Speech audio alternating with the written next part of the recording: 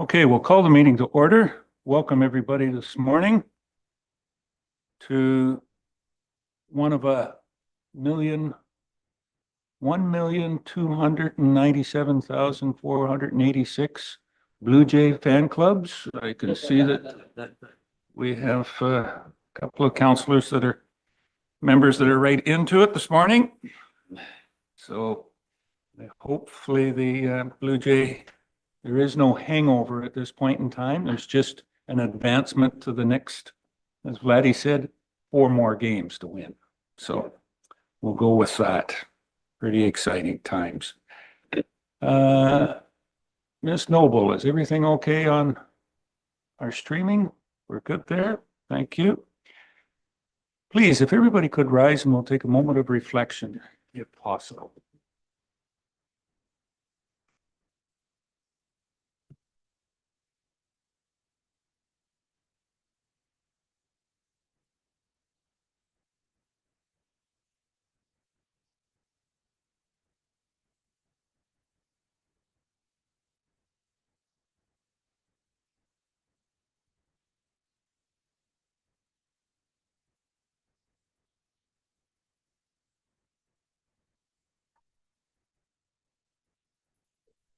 Thank you for that.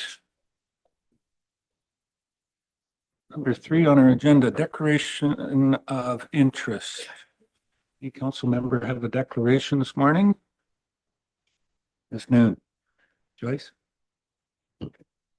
Thank you. I'm declaring a conflict of interest for 4.1 as I'm a member of the Friends of Ayton community group. Thank you. Anyone else? Can declare it if it does arise at any time. Ms. Noble, can you tell us or give us some information on anybody that's joining us virtually and how they may participate if need be? Ashley?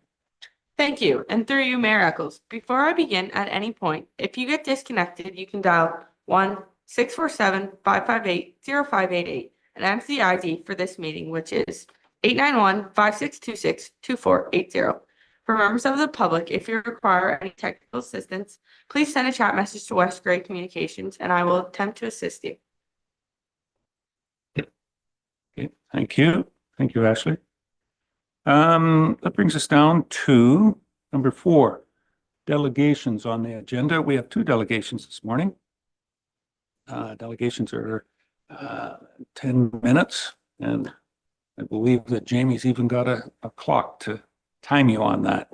Our first delegation is from the Friends of Ayton, proposed renovations of Centennial Hall.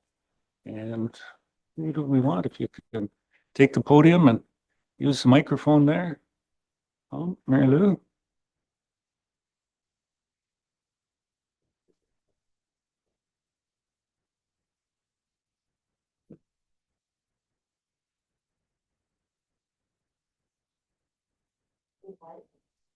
I've got nope, there's a little gray button there.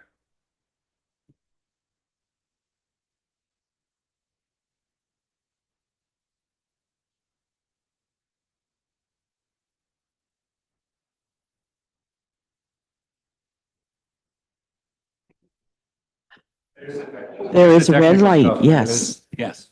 Okay, thank you. Thank you.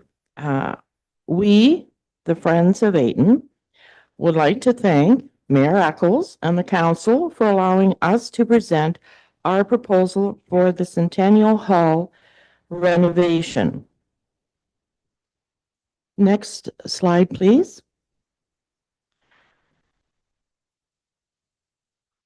Our vision is to revitalize the Ayton Centennial Hall into a vibrant, accessible, and sustainable gathering place that honors our community's heritage while embracing modern functionality, a welcoming space that connects people, supports local events, and helps to inspire pride for generations to come. Next slide, please. Our project background begins with the former Ayton Normanby Recreation Committee, which now is known as the Friends of Ayton, and is dedicated to enhancing community life in the village of Ayton.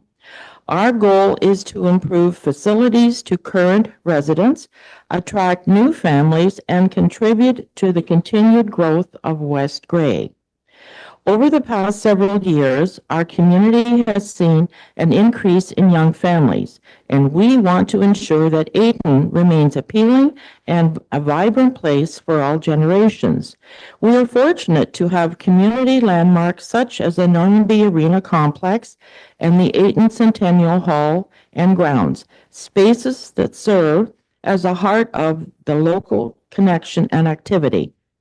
Following the successful completion of our 2024 Armor Stone Bleacher project, which added charm and comfort to the ball fields, we are turning our focus to a much-needed upgrade to the Ayton Centennial Hall. Built in 1966, the facility now requires modernization to meet accessibility, health, and safety standards, while also improving energy efficiency and functionality for community use. Next slide, please. The scope of our project involves replacing the outdated kitchen within the Ayton Centennial Hall to accommodate a modern commercial-grade kitchen that meets current health, safety, and accessibility standards. And we have listed the different areas. Next slide, please. As well, renovations will include converting our current meeting room into an expanded kitchen footprint, establishing a permanent refreshment bar, and add separate storage room that is certainly needed. Next slide, please. And along with the advances in the kitchen, we are also hoping to modernize the hall's technology and create a more engaging, functional space for community use, private events, and future programming.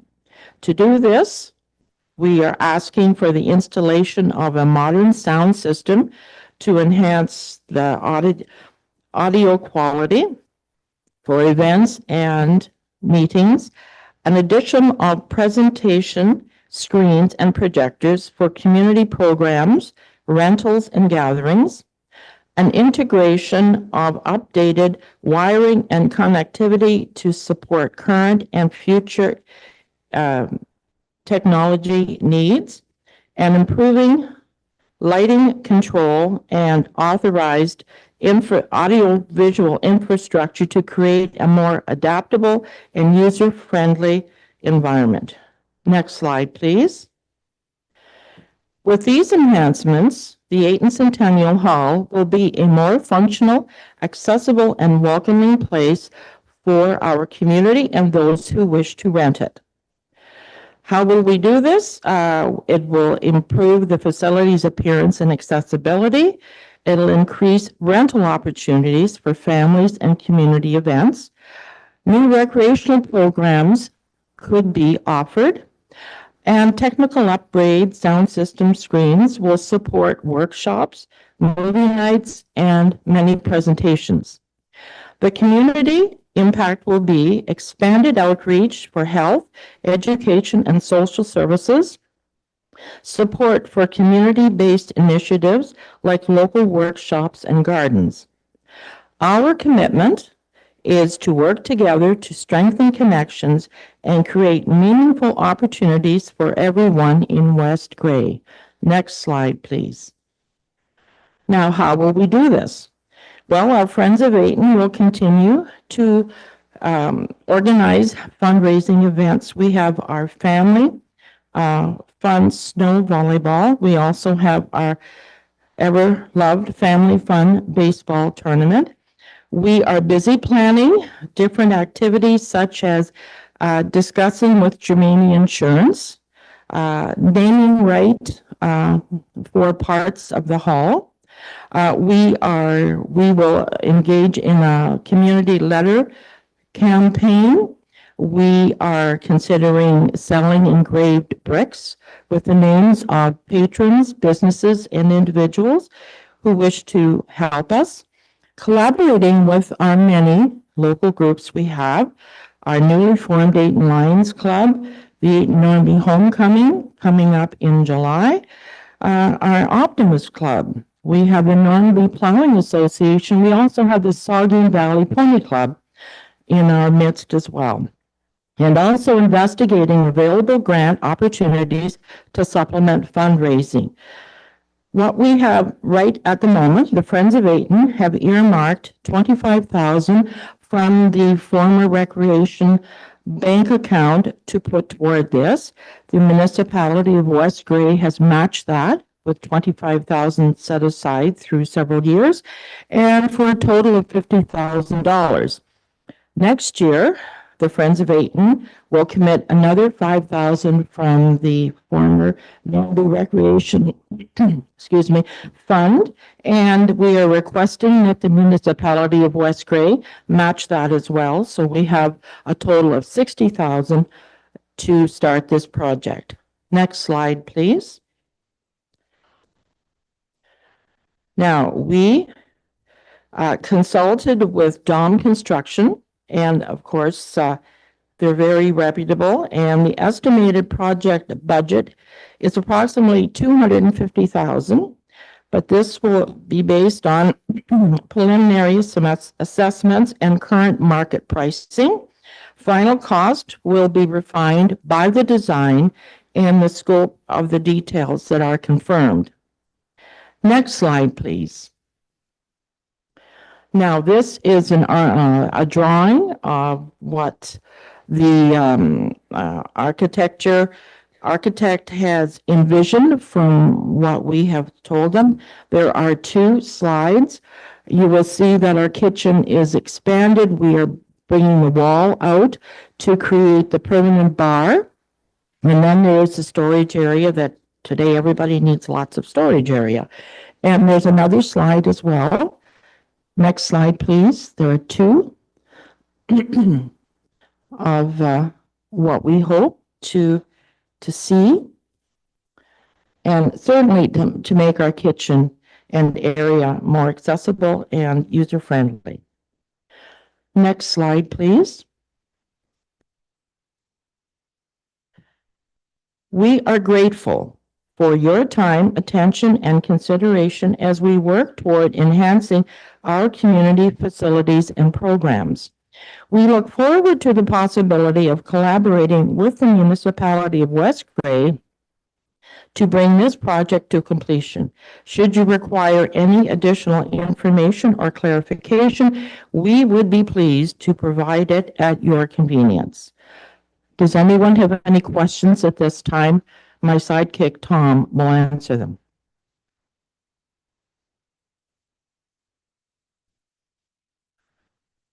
I will take, we usually don't have questions, but on this case, Mary Lou, thank you for the presentation, and Councillor Hutchison. Doug?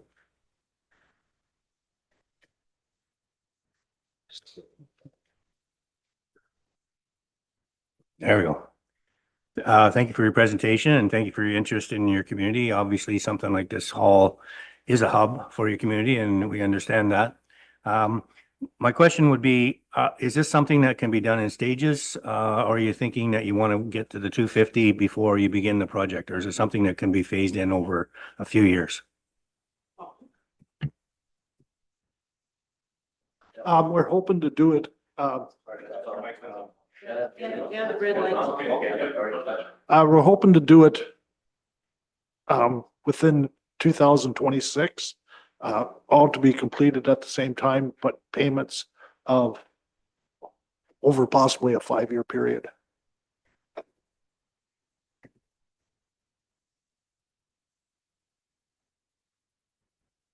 Okay. Well, thank you very much. I don't see any other questions. Again, as Councillor Hutchison has said, thank you for bringing this to us. And quite obvious it'll be engaging in the upcoming 2026 budget, which we are working on at the present time. And with some of your background, you'll understand those budget pressures that come into play, Mr. Culleton. But again, thank you very much, and we'll take everything under consideration. Thank you, Mary Lou. Thanks, Tom. Okay, we have one other delegation this morning. Second one is Deb McTavish and a concern with development charges. Deb, good morning.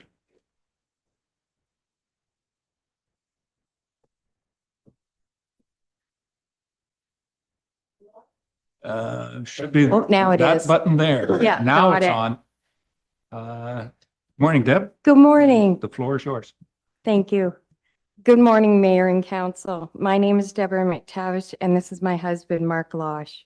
We own the property at 383050 Edges Side Road. This property is very unique. This property already had development and building permit issued to it.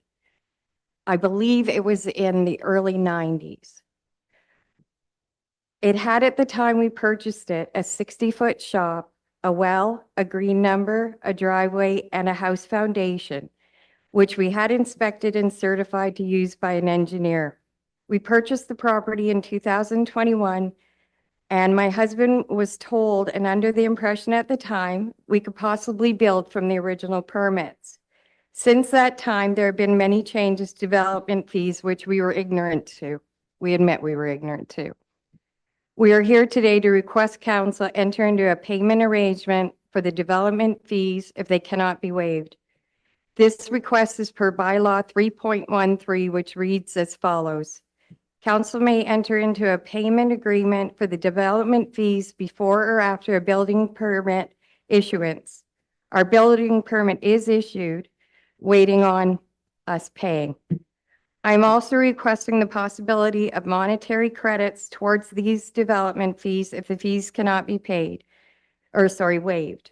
In exchange for work related to the services these fees are imposed for. One example is long-term care. I have been a certified PSW for over 20 years working in long-term care and with the Alzheimer's Society. I have extensive certification in hospice and end-of-life care. Another example is social housing, something very much needed in Grey County and West Grey and really the entire province. My husband, Mark, has 30 years experience in home construction and concrete pouring. He is now an employee of Miller's Colas and would volunteer his time for any construction of social housing in West Grey. This request for volunteer credits is in accordance to bylaw 4.1. Unfortunately, because of out of control inflation and gouging, our estimated costs were far below reality, and we cannot complete the house and pay the lump sum development. Time is of the essence, as I am going for surgeries in the next 3 to 6 months for tumors to be removed. Unfortunately, I cannot recover in our current living situation as I have to sleep sitting up for 6 weeks post-surgery, which is going to be a nightmare. We also have our son with his wife and 1-month-old daughter in a large fifth wheel on our property because they could not find a suitable apartment in West Grey where he works. They will be with us now until they have saved their down payment needed for their own home. They need access to a bathtub, a full kitchen, and definitely sleepovers with grandma as our grandbaby grows. To summarize, we are asking council to enter into a payment agreement over the span of 1 year if the development fees cannot be waived. And for council to consider credit towards those development fees in exchange for volunteer work in the areas those fees are collected for, which is in accordance with bylaw section 4.1. Thank you for your time. Thank you very much, Deb. You're welcome. Thank you. Appreciate the update. Yeah, We will take this under consideration. definitely. And if you have any questions, please reach out. It's a Yeah. complicated property. I think I know the Old Edge property. Yeah, fairly well, I think so- at one time they owned the whole side road, pretty much. Pretty close. Yeah, yeah. yeah, and then Well- it kind of got chopped up into pieces, the front property and then ours, and then, yeah. Yep. When we originally purchased it, there was other people bidding on it at the time. So I had come in here and asked about the development fees, and they said being there was already buildings, foundations that had already been dealt with, we wouldn't have to be paying the development fees. So But that we- was 2021 That was and we were 2021. ignorant to Apparently changes. there's been a different law made that says that, I don't know, if it's been sitting 5 years, the development. It reverts back. Right, Yeah, or something, yeah, I'm not 100% sure you on know. that one, yeah, so, here we are. yeah. But anyway, thank you for your time.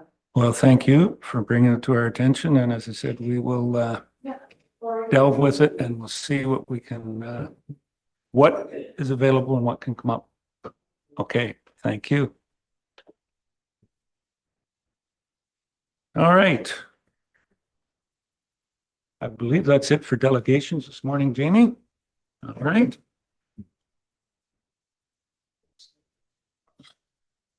No, it's not. Thank you. Thanks, Doug. That brings us down to number 5 on the agenda today. Public meetings. We have 2 public meetings this morning. And welcome, Planner Smith. This first one. So we will turn into the public meeting portion of the meeting this morning. And I have some functionary information that I shall. So we'll start with public meeting. Zoning bylaw amendment number ZA 22-2025-271036 Gray Road 6. I'm going to declare the public meeting open.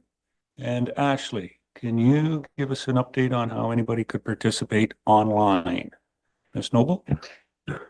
Members of the public joining virtually wishing to participate in this portion of the meeting may do so in one of 2 ways. If you have joined via phone, press *9 to raise your hand. This will let us know that you would like to speak. Alternatively, *9 can also be used to lower your hand.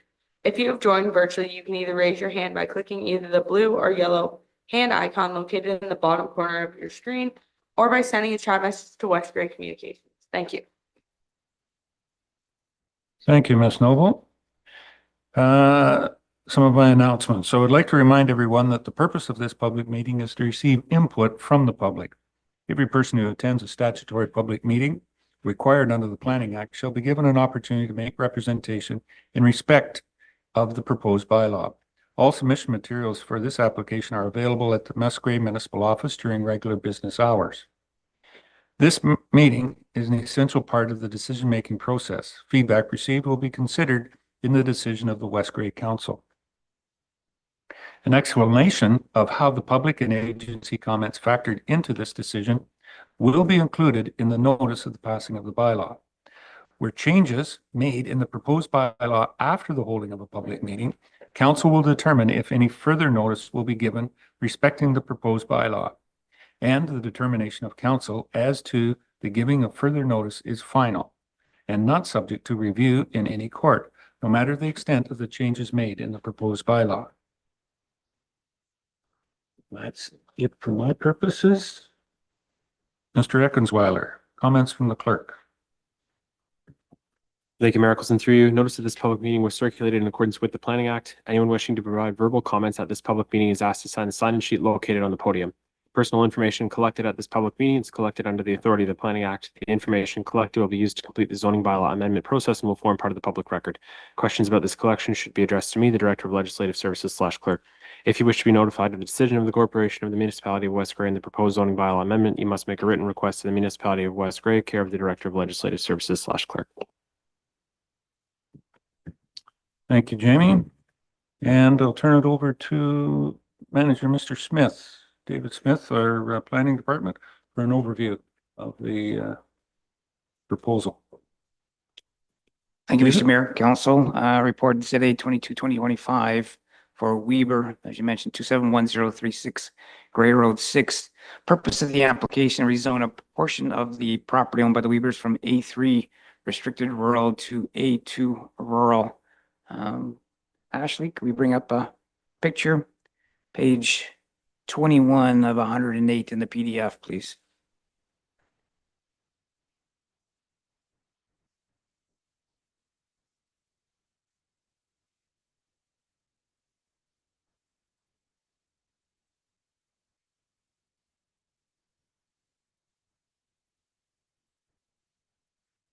Page 21. PDF? No?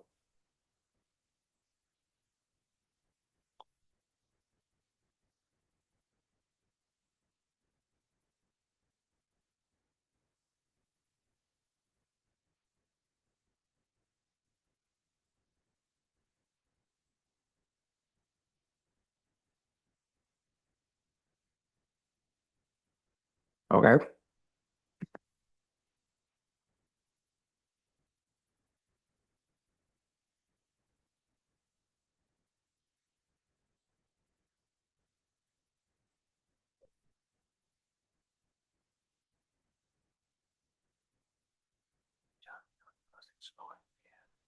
I'll find the page and it's the Schedule A of the Weaver. Okay, and the next page. So.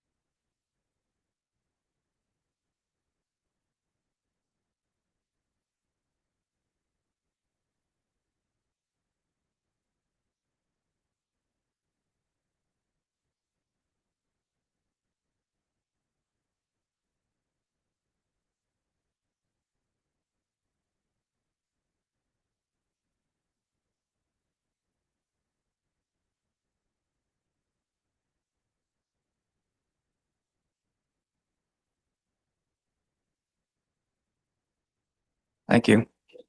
Shown online and in the council chambers is Schedule A to the Weber application. Excuse me, it's the excerpt from the zoning bylaw. This particular case, north is to the bottom of the page, Gray Road 6. Sorry, my mistake. North is to the right of the page. Gray Road 6 is to the east of the property. The A3 zone is on the east side of this property, and the remainder of the property is zoned A2. The property has A3 on it in the current zoning bylaw due to its proximity to Mount Forest, whereas why it comes into play and why only a portion of the property is within the current A3 zone. Can we go to the next page 2, please? Thank you. That's the air photo of the property. East is to the right-hand side, north is to the top of the page. The existing buildings and all the rest of it on the far east side is currently in the A3 zone. The Weavers would like to be able to construct a livestock facility in accordance with the MDS guidelines closer to their house, and therefore the A3 zone at the moment prohibits them. We reviewed this application versus the provincial planning statement, the County of Gray official plan. We circulated the application internally to West Gray Public Works, Fire, Building, to the County of Gray. We find no concerns. Saugeen Valley find no concerns and find the application acceptable. We did notice there are a number of natural environment zones which do not currently match with county mapping and SPCA mapping, Conservation Authority mapping, which proposed to change that. Overall, we do find the application to change the zoning from the A3 to the A2 zone to be consistent with policies, and that any livestock facilities, as I mentioned, would be regulated by the MDS, minimum distance separation 2 guidelines, as opposed to the zoning bylaw. We therefore recommend that as provided in the report, that the staff, council direct staff to bring forward an bylaw to amend 37-2006 for files at 8/2022-25. Thank you. Thank you very much, David. Is there anyone representing the applicant here today? Or online, Ashley? Don't see anyone. Is there any comments from anyone in the audience on this application? Do we have anybody online? Ms. Noble? No? Okay. Then we're down to a decision. If I'm not mistaken. And there is a recommendation there in Mr. Smith's report. How does council want to deal with this? Deputy Mayor, Tom? Mayor Atkinson, morning, everyone. Yes, I will move the recommendation as presented by Planner Smith. Okay, and that is moved to bring forward a bylaw to amend bylaw 37-2006, the release is ZA 22/2025. Councillor Hutchison? Yes, I support my team member. Second it. Gosh, I hope things go well. I don't want both of you off after you break your ankles on that bandwagon. Okay. So the motion is the recommendation. The motion has been moved and seconded duly. Any further comments on the motion? Call the question. All those in favor? Any opposed? Declare that carried. Thank you. So that ends that zoning amendment. That public meeting. Our second public meeting this morning is on zoning, and we'll call this one open. And Ashley, if you can inform anybody that's online how they may participate, please. Members of the public joining virtually wishing to participate in this portion of the meeting may do so in one of two ways. If you have joined via phone, press *9 to raise your hand. This will let us know that you would like to speak. Alternatively, *9 can also be used to lower your hand. If you have joined virtually, you can either raise your hand by clicking either the blue or yellow hand icon located in the bottom corner of your screen, or by sending a chat message to West Grey Communication. Thank you. Thank you very much, Ashley. This public meeting is dealing with zoning amendment 23-2025 775108 Highway 10. I would like to remind everyone that the purpose of this public meeting is to receive input from the public. Every person who attends a statutory public meeting required under the Planning Act shall be given an opportunity to make representation in respect to the proposed bylaw. All submission materials for this application are available at the West Grey Municipal Office during regular business hours. This meeting is an essential part of the decision-making process. Feedback received will be considered in the decision of the West Grey Council. An explanation of how the public and agency comments factored into the decision will be included in the notice of the passing of the bylaw. For changes made in the proposed bylaw after the holding of the public meeting, Council will determine if any further notice will be given respecting the proposed bylaw, and the determination of Council as to the giving of further notice is final and not subject to review in any court, no matter the extent of the change made in the proposed bylaw. Thank you. And now I'll turn it over to our clerk. Jamie, you have some comments to make, please. Thank you, Mayor Eccleston. Through you, notice that this public meeting was circulated in accordance with the Planning Act. Anyone wishing to provide verbal comments at this public meeting is asked to sign the sign-in sheet located on the podium. The personal information collected at this public meeting is collected under the authority of the Planning Act. The information collected will be used to complete the zoning bylaw amendment process and will form part of the public record. Questions about this collection should be addressed to me, the Director of Legislative Services / Clerk. If you wish to be notified of the decision of the Corporation of the Municipality of West Grey and the proposed zoning bylaw amendment, you must make a written request to the Municipality of West Grey, care of the Director of Legislative Services / Clerk. Thank you, Jamie. And I'll turn now to Manager Smith, David, for an overview of this proposal. Thank you, Mr. Mayor. Files ZA 23-2025 for Harris 775108 Highway 10.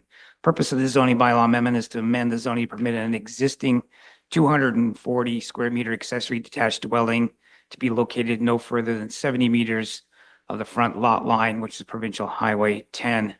Ashley, maybe we can try and bring up the drawing for this particular property also.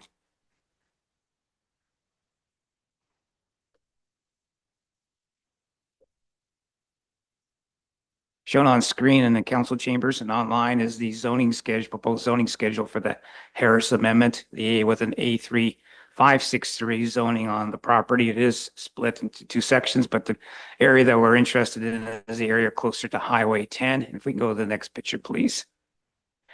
This picture here shown within it with the red box shown on the screen is the location of the existing dwelling. There are two dwellings on this property.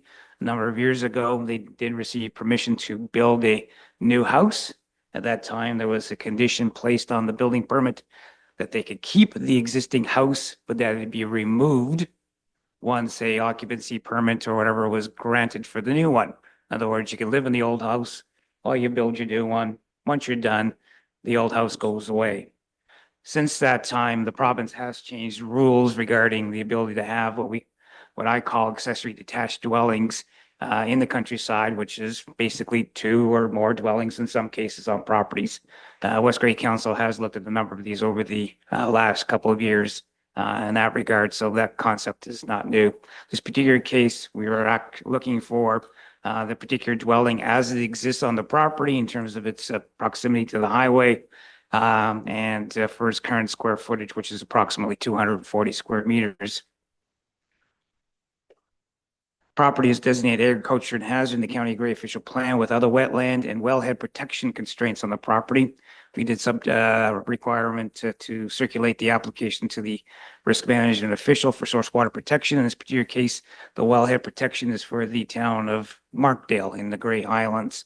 There's no concerns in this particular case over the development of the existing house, and houses and septic systems are typically not a major issue when we get out to the wellhead area ease and so on and so forth.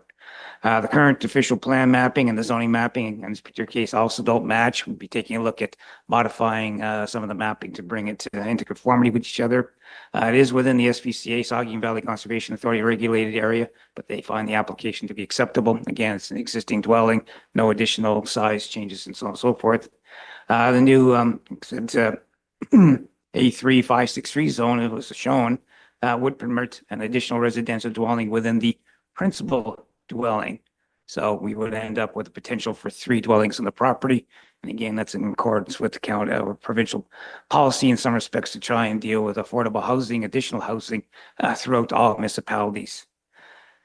We circulated the application also to the county planning ecologist, and again, an environmental impact study assessment was not required. The building is acceptable, is already in existence.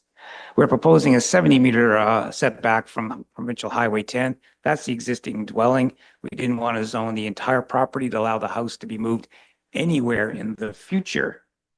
The requirements and the legislation and the guidance from the province is that it be within proximity to existing houses and so on and so forth, with the idea that they not be severed off in the future once we bring them together. So rather than it floating around all over the property, we decided to just put a 70-meter setback from the front property line from Highway 10.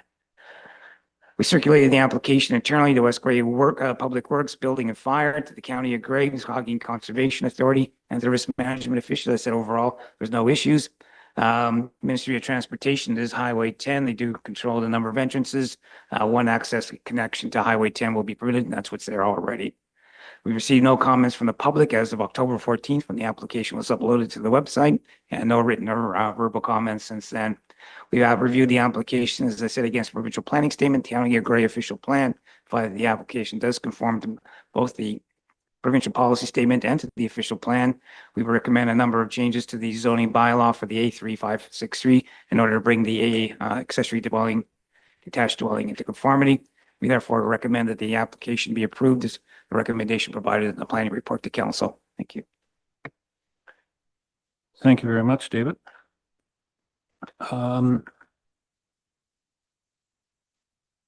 going to ask, is the applicant here today and do they want to make a comment? Very good. Any comments from the public? And I'm going to go to online. Ashley, is there anyone online? Do you believe so? And is there anyone in the audience that has a comment to make? No? Okay. Just one question, and I don't know whether that was to the applicant, if I could, from the chair.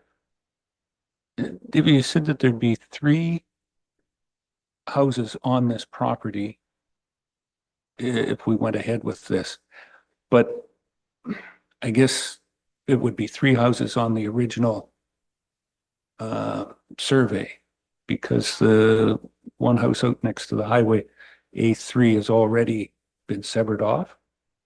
Is that what you meant by that, or? Not quite.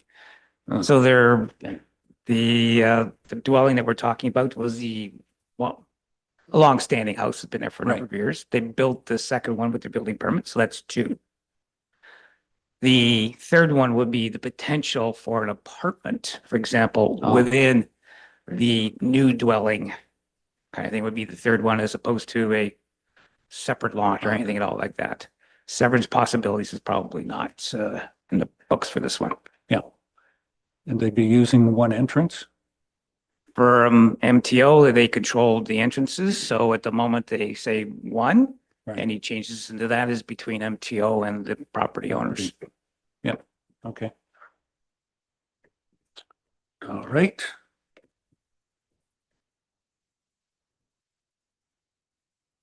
Any other, well, there's no comments from the public. Decision, there is a recommendation there. Do I have anyone that would like to? Councillor Shea, moving that? Jeff, I'll move the recommendation. Thank you. And Councillor Forrester to second that. Very good. So we have a motion duly moved and seconded for zoning amendment 23/2025 775108 Highway 10 to go ahead and declare, bring the bylaw forward to council at a future council meeting. Any questions or comments on that? Call the question. All those in favor? Anyone opposed? Seeing none, I'll declare that carried. We'll look forward to the bylaw coming forward shortly. Thank you, Mr. Mayor, Council. Thank you, David. All right. And I believe that's all that we have for zoning public meetings today. So we'll call the public meeting portion closed. And we'll move on down to number 6, comment period. Ashley, I'll turn to you. Anyone online who would like to make a comment? Seeing no one this morning. Looks like most of the people in the audience are going to leave, so I'm not going to get any comments from them. Everything has been looked after. That's it for that. So no comment period. Going to go down. Number 7, be the adoption of minutes.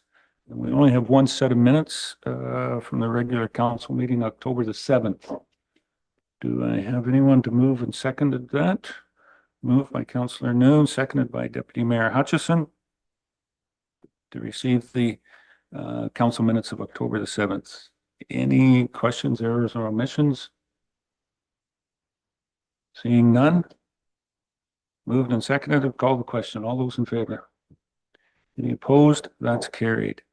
Committee and board reports to receive. We have a number in the package. 8.1 minutes of the Saugeen Mobility Transit, Grey County Council minutes, and Committee of the Whole from October the 9th. Do I have a motion? Someone want to move a motion to receive those? Moved by Councillor Townsend, seconded by Councillor Hutchison. Thank you.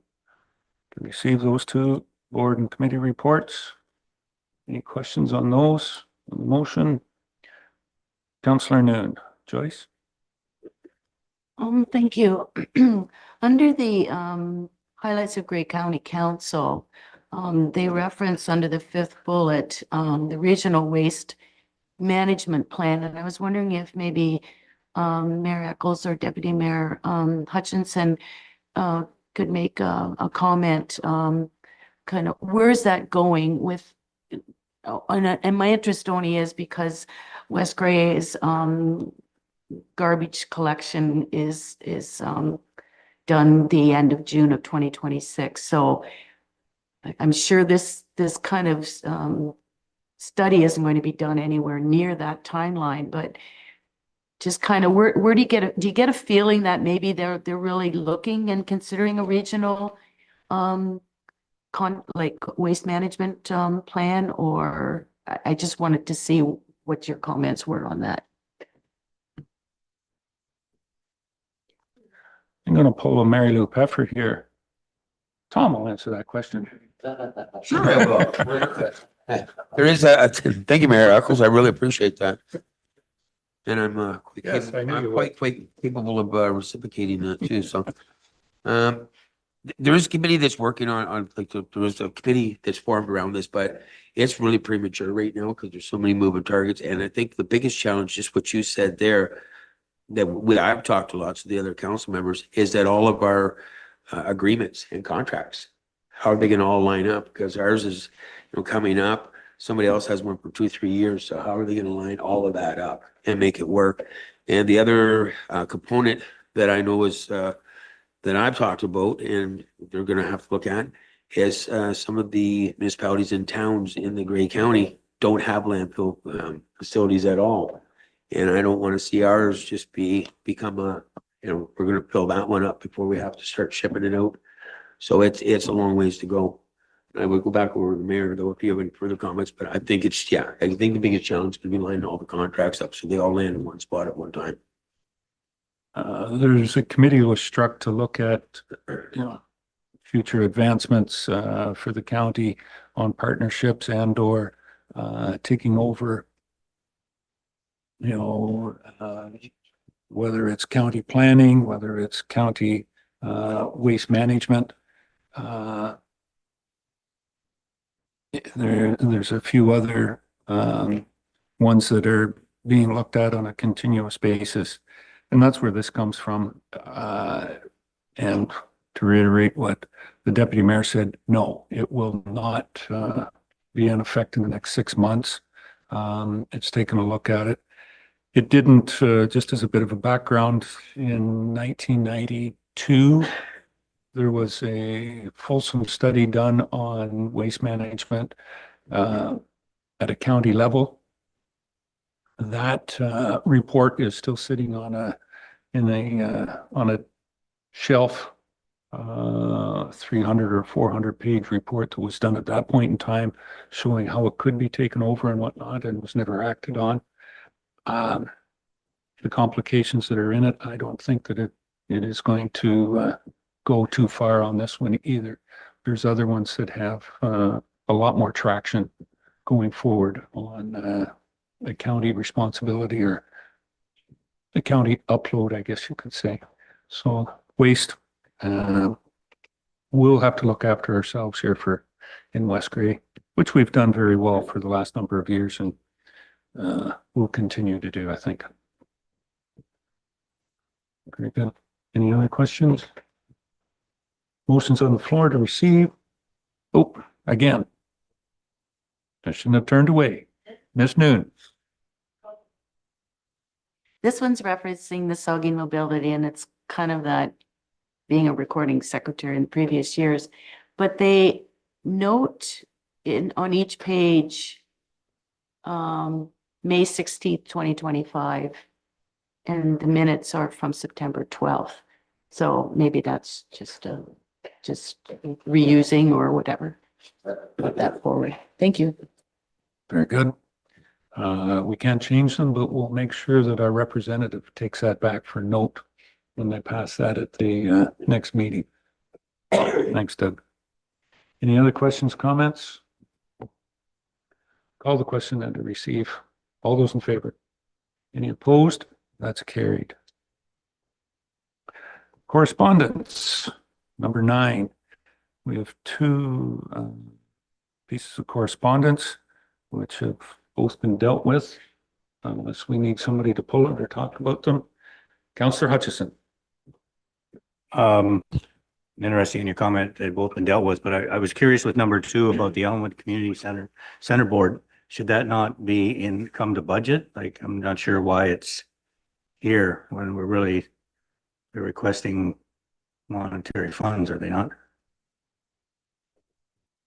Yes, I think it's here because last year they missed altogether and whatnot. So to get it in and to our budget, it should have been here a little while ago, but this puts it on our radar that it will be, yes, in the budget discussions probably next week.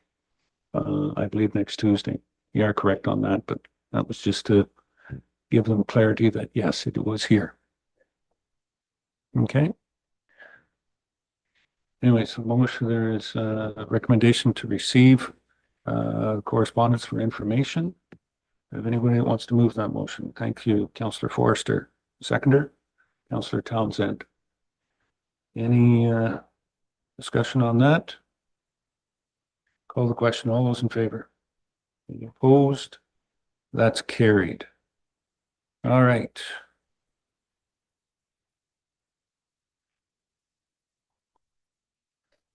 Let's move on. Down to staff reports, 10.1 Community Relations Coordinator. And we have a summer camp program. Who's going to present this?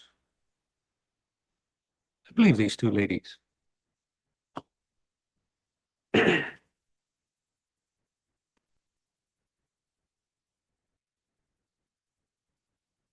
I'll turn the floor over to you, Carly, Jessica.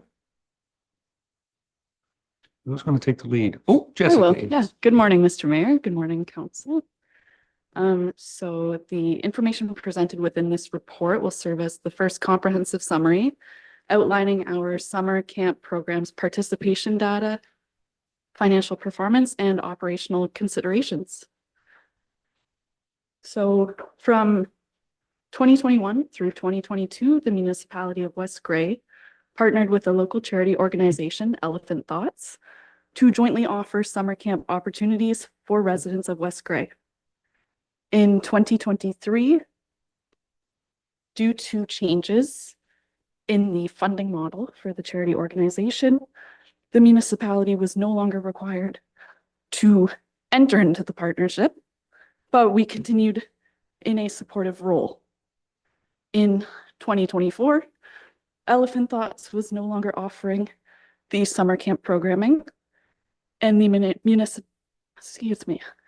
municipality ran summer camp to fill the void in the market.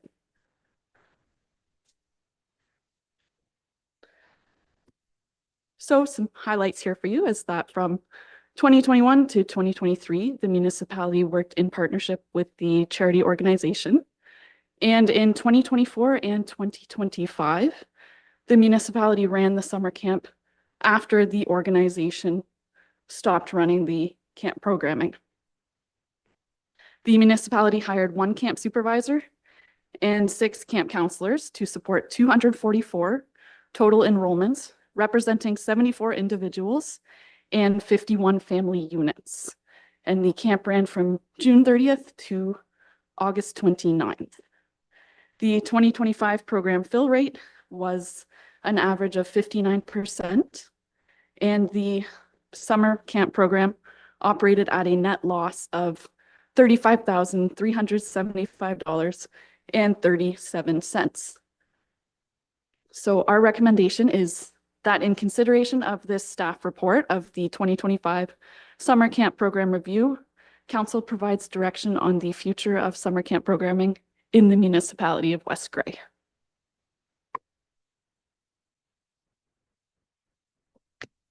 Thank you, Jess. And a pretty extensive report. What do you want to do with this? Questions? Councillor Hutchison. Thank you for your report. I have some questions about some of the facts in here. First of all, I'd like to say that I do believe that the summer camps are important because some people see it as a daycare for the summer because otherwise they're looking for daycare for their children as they work. So I think that's important.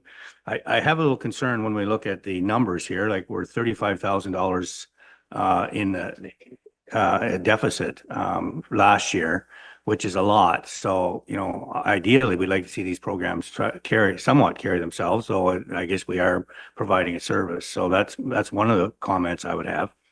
The other thing was, it talks about that the program operated for 43 days, Durham Town Hall and Newstead Lions Park. And during that time, the facilities were reserved exclusively for camp use. And so basically they weren't available for other people to rent and whatnot. So it takes them out of the picture, which is fine, I guess, if we're getting enough participants.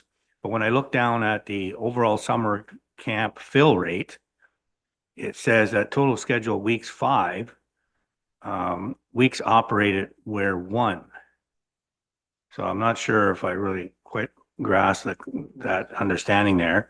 And then it talks about enrollment, 6 of 10, 60% fill rate, revenue 1260, and so on. So to me, and then if you go further down, weeks 2 to 5 canceled due to low enrollment, 1 and 2 registered per week, and overall fill rate 22% if all weeks had proceeded as scheduled. So to me, it sounds like we aren't getting a real big uptake. And so maybe we need to change something. And I don't know what that is, but I'm just throwing some ideas out here for going forward. The other thing I noticed in the budget under 2024, that there were grants for summer jobs, summer experiences, Trillium grants, so on. But last year, 2025, we didn't get any grants. So I'm curious about why that happened. So I think that's basically, I had one other question, which maybe I'll wait to, if you want to respond to any of those thoughts or questions, and then I have one other question. Yes, thank you, Councillor Hutchison. So as for what you were talking to in regards to the fill rates of 6 out of 10, that was a pilot program, our swim camp, which was separate from day camp. So our swim camp program, it was new this year. It was just implemented. And so that is what we referenced in the 5 weeks, and then it ran for 1 week. So it was a new program, and we ran it for 1 week because the fill rate was above 50%. For the other weeks, it was only 1 or 2 registrants per week. So we ended up canceling that. And that was also in addition to the regular camp programming, and it was also supported, or was going to be supported, by the existing staff that we had. Had the swim camp been not canceled for the duration of the summer, that fill rate would have been the 22%, I believe, that you see there. As for the grant opportunities, I can't speak to that, but I think CAO Harris can. Thank you. If I may speak to the summer grant funding with Canada Summer Jobs, we did apply, as Jesse mentioned in the report. We did not get any funding for it. So this year, I know, talked to a number of colleagues, it seemed like there was perhaps different priorities for Canada Summer Jobs funding. So we can't guarantee that. And the Ontario Trillium funding was part of a bigger application. As council may recall, we had a partnership with the library for the van a number of years ago. So this supply funding was left over from that programming, or part of that broader application. And our summer camp programming, as it currently exists, is not eligible for Ontario Trillium funding application. There wasn't a stream this year that was applicable. The summer experience program funding, which is staffing program, I'm not sure, that was not applied for this year. I'm not quite sure why, and I'd have to investigate that. But again, it's $3,800. I think what's important here, and I'm really pleased that Jesse and Carly brought this forward, is that this has been going on, but we need to understand the implications of this. And I think it's the first time that council's had a chance to sort of delve into looking at the numbers and say, you know, is this a service that we want to continue to provide? Is there another way of doing it? I think the summer swim camp program speaks exactly to what you mentioned, Councillor Hutchinson. There was a thought that this type of programming with our existing staff might enhance registration, might be another way to draw in more participants. It clearly didn't work, but that was an attempt to look at new programming opportunities to increase those fill rates. And I commend staff actually for being fairly nimble at the last minute to cancel it, because it was also impacting our resources as well to deliver that if there wasn't enough uptakes. And you've got one more question. You've got one more question. So just to comment on the swimming, I know from my family experience, I think the swimming part is important. I think that this past year, there were a number of privates were done through using the direct staff that we had, and they did private lessons at the dam. We used to have a counselor here that would say, if you can't swim in the river, you can't swim. Right. So that was her comment when people asked about a pool. Why doesn't Durham have a pool? And her comment was, we need to learn to swim in the river, because if you're out boating and whatnot, you're in the river. So, or in a pond or in a whatever.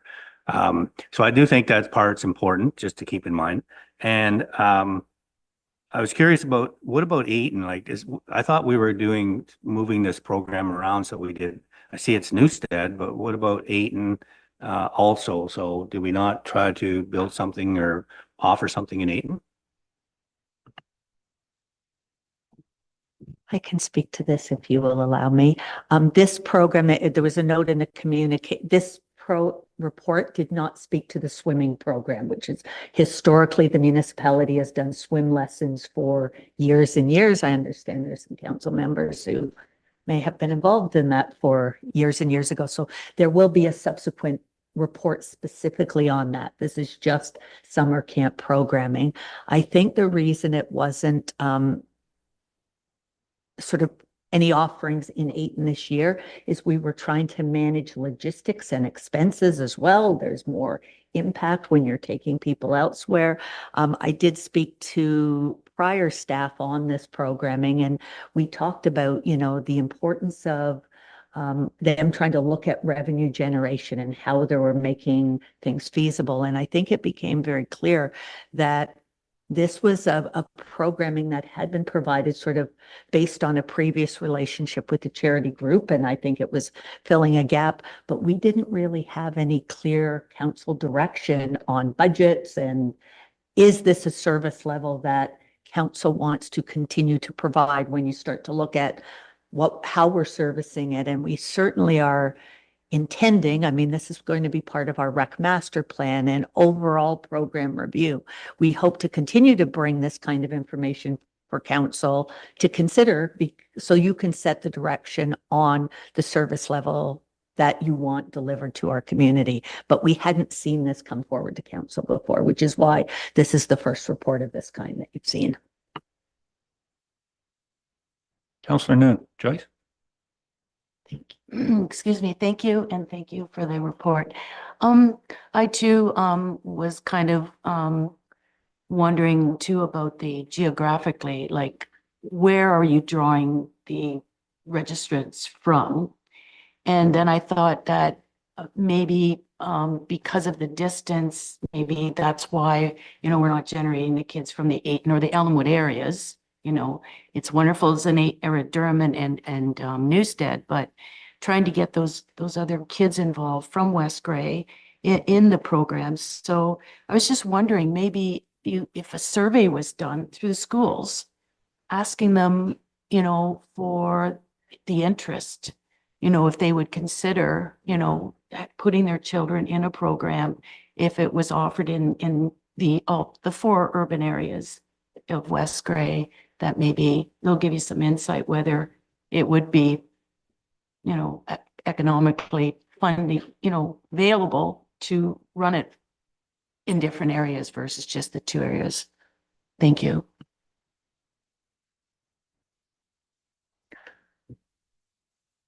I think maybe we're jumping just a little ahead of ourselves there, Councillor Noon. That thought is more, are we going to continue with this and how could we do it? If we can, I'm going to speak from the chair. This is a day camp thing that we're looking at that I think strategically is from our strategic plan way above and beyond the municipality, for the simple fact that it's a summer, as you can see, from public school, school break from June 30th to August 31st. And is that what we're supposed to be even in? I question why we got there and how we got there. There's numerous daycare, childcare facilities out there, and this report is, saying, are we going to continue to run this? And I'm thinking that with budget constraints, the net profit and loss is 35,000, but just as I look at it, the in-kind support's another 15,000. So do we add that in, or is that already in the 35? So that figure is not in the 35, and it's not in the report, just to keep the report a little more concise. But had the fill rates been 100%, barring any discount rates, because West Grey does offer a 15% discount on 3 or more children, or any cancellation fees, we would have still run a deficit of about $10,000, not including the in-kind support. Yeah. So then I think that was from your point, Councillor Hutchison. There's different spots for the town halls blocked off and whatnot from other revenue generating. That was donated into this program. So there's another 15,000 potentially that isn't taken into account. I think the question here is, in my mind, strategically, why are we in this? And in my mind, competing against some summer students out there that could be doing babysitting work and whatnot. I don't think it's in the municipal realm to be competing with the private sector on business. One other question, we keep hearing that it's a charity that we were partnered with.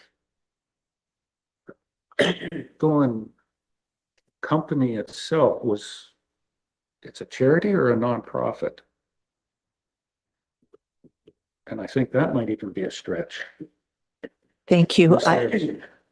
If I may, I went back through previous reports to council when there was a partnership with Elephant Thoughts. And at that point, it was referenced, I wasn't around at the time, but it was referenced that it was a charity. I don't know if that is correct or not. And I didn't delve into it. I was just based on what I had read in prior communiques. Yes. Thank you. And our beloved Director of Finance, Treasurer, Elephant Thoughts Institute of Change Makers is a registered educational charity. Okay. All right. Thank you for that. Operated by another business. Okay. Any other questions, comments on this?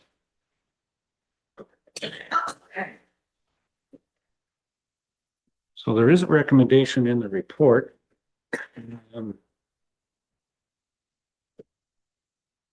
They're looking for direction. Basically, do we include this or don't we include this going forward for 2026?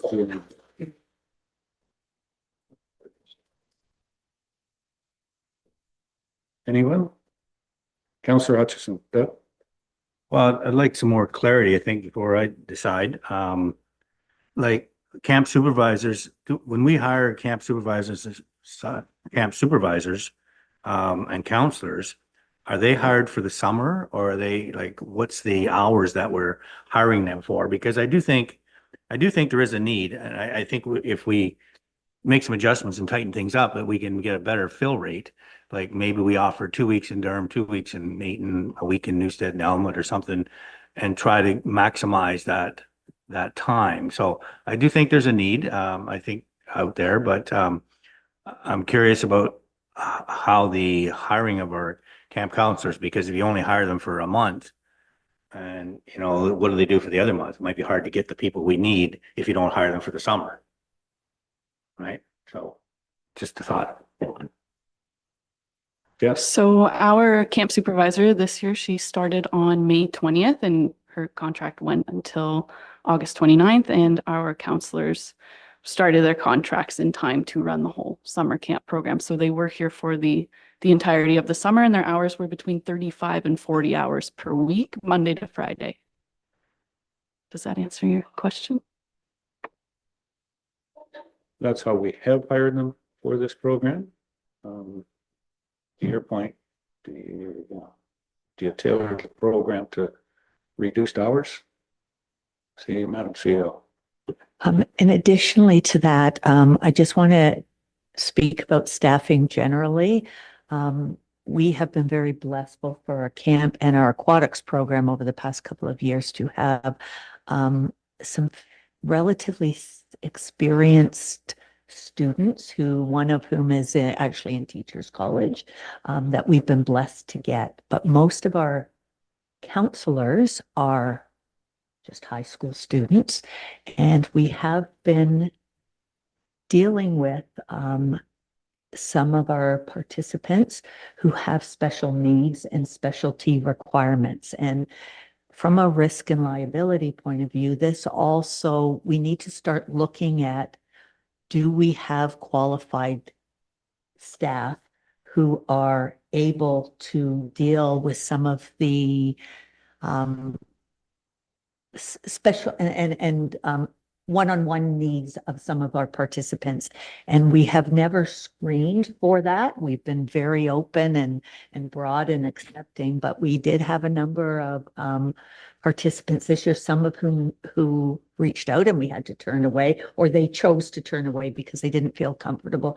But it's brought up another level of thought process in making sure that we are delivering a good experience for our participants and that we are providing the support we need for the students. So our ratios are really good. And as I said, we've had no fault with our staff that we've hired. We've been incredibly blessed, but it does start to speak to some of the other things that I think, if this programming continues, that we're going to have to look in our skill set when we're hiring.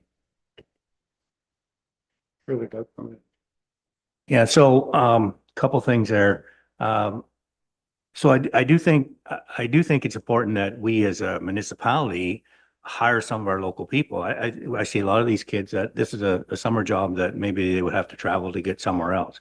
So I do see local people getting jobs to be counselors or to be swim instructors and so on. My other question was about the swim instructors. So are some of their camp counselors, are they also doing the swim program? Because I do see there could be an overlap there. And then the other thing, if we're looking at ways of generating time for these people, maybe they work in parks so that they go out and work on their flower beds if they don't have time on working in a camp.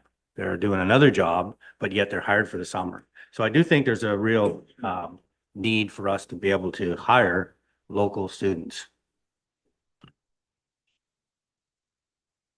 Michelle, you want to take a dive at that one? Go ahead. Thank you. Please. From a staffing perspective, the number of counselors we hire for the camp program are based on ratios of participants. So it's not like, yes, if there's low registration, we've always had enough that we can't necessarily just take them and put them in a park to do something else. Like, we have an obligation to make sure we are maintaining the ratios that Jesse referenced in the park. Regarding the overlap between swimming and camp, I can let Jesse speak to it a little bit more since she coordinated the scheduling. But at the end of the day, we we made a cognizant effort. Our summer camp program had opportunities to participate in various things, but the scheduling was such that they were two separate programs so that we were maximizing efficiencies and use of all the staff that we hired.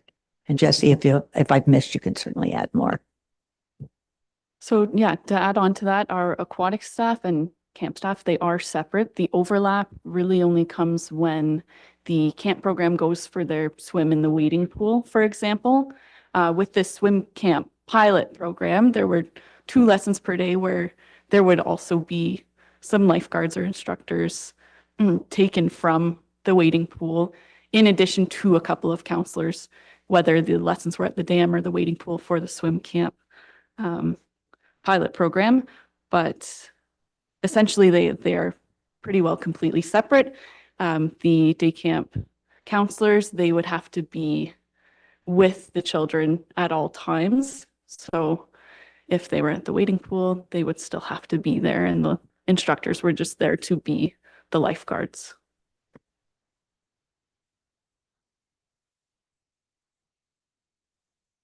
Okay, anything further? Councillor Shay, Jeff, please. I guess this might be, well, to whomever. Are day camp programs typically run by municipalities, or is this an anomaly? Michelle.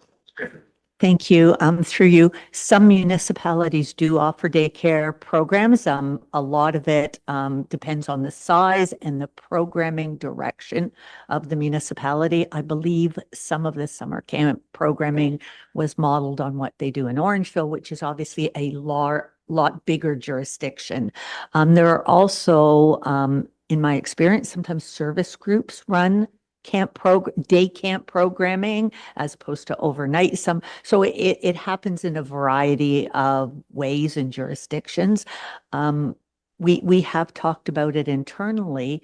I think when this started back in 2021, the idea of to Councillor Hutchinson's point about having this available in the marketplace to support our residents is great, and us providing a support role to perhaps another agency who is delivering this type of programming is fabulous. But given the resourcing we have, we don't do as a municipality year-round programming. We aren't resourced enough to provide all kinds of municipal programming.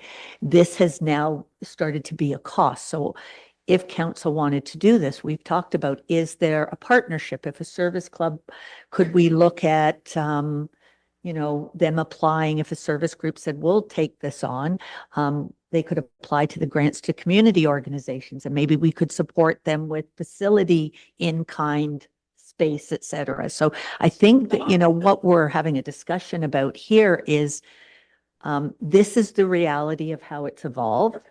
And given the resource implication on this, is this a service level that council wants us to continue with?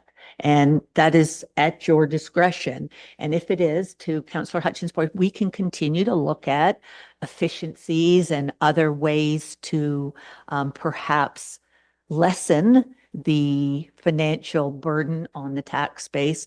But as Jesse noted, even right now with our existing rates and the way it's run, even if this were at 100% capacity, we would still be in a financial deficit position for it.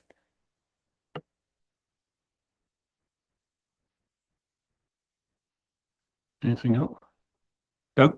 Councillor Townsend? Yeah, and I think CAO Harris just answered kind of the question I was thinking of. What kind of numbers would we need for enrollment to even kind of get to a break-even point? And it seems like we're kind of flogging a dead horse here, so to speak, in trying to get this to a point where it's not going to be a burden on the taxpayers. So it's definitely something we've got to, although a great service and a great thing for residents, I just don't know whether we've got the resident base numbers to make it viable for the municipality to continue on with it. That's all. Thank you. Anyone else? Anyone else? One more question. Councillor Hutchison, Doug? Personally, I'd like to see us continue for another year, given that Jesse's new on board here, and look at what are the possibilities? How do we tweak this? How do we make it work so it's more efficient?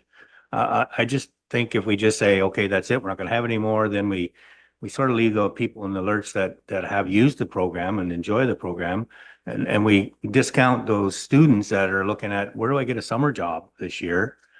So I'd like us to continue, give it another year, tweak the program, reach out to some of our service clubs or another organization, say, hey, you know, going forward, are you willing to help us here or whatever? But I do see it.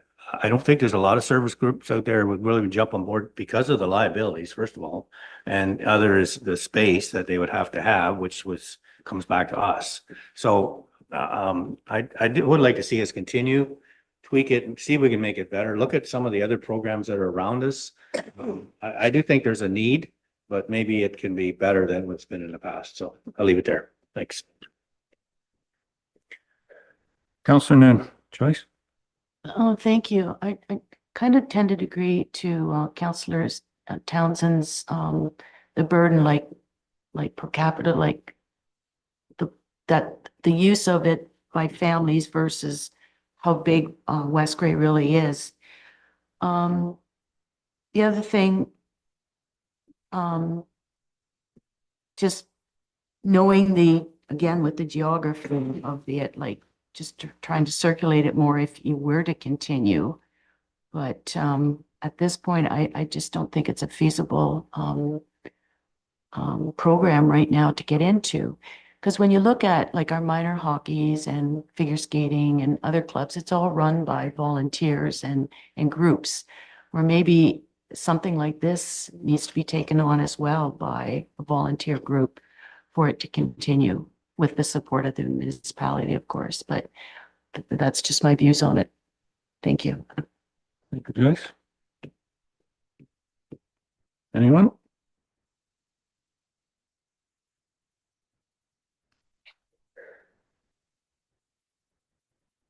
Staff is looking for direction, and here it comes from Councillor Shea.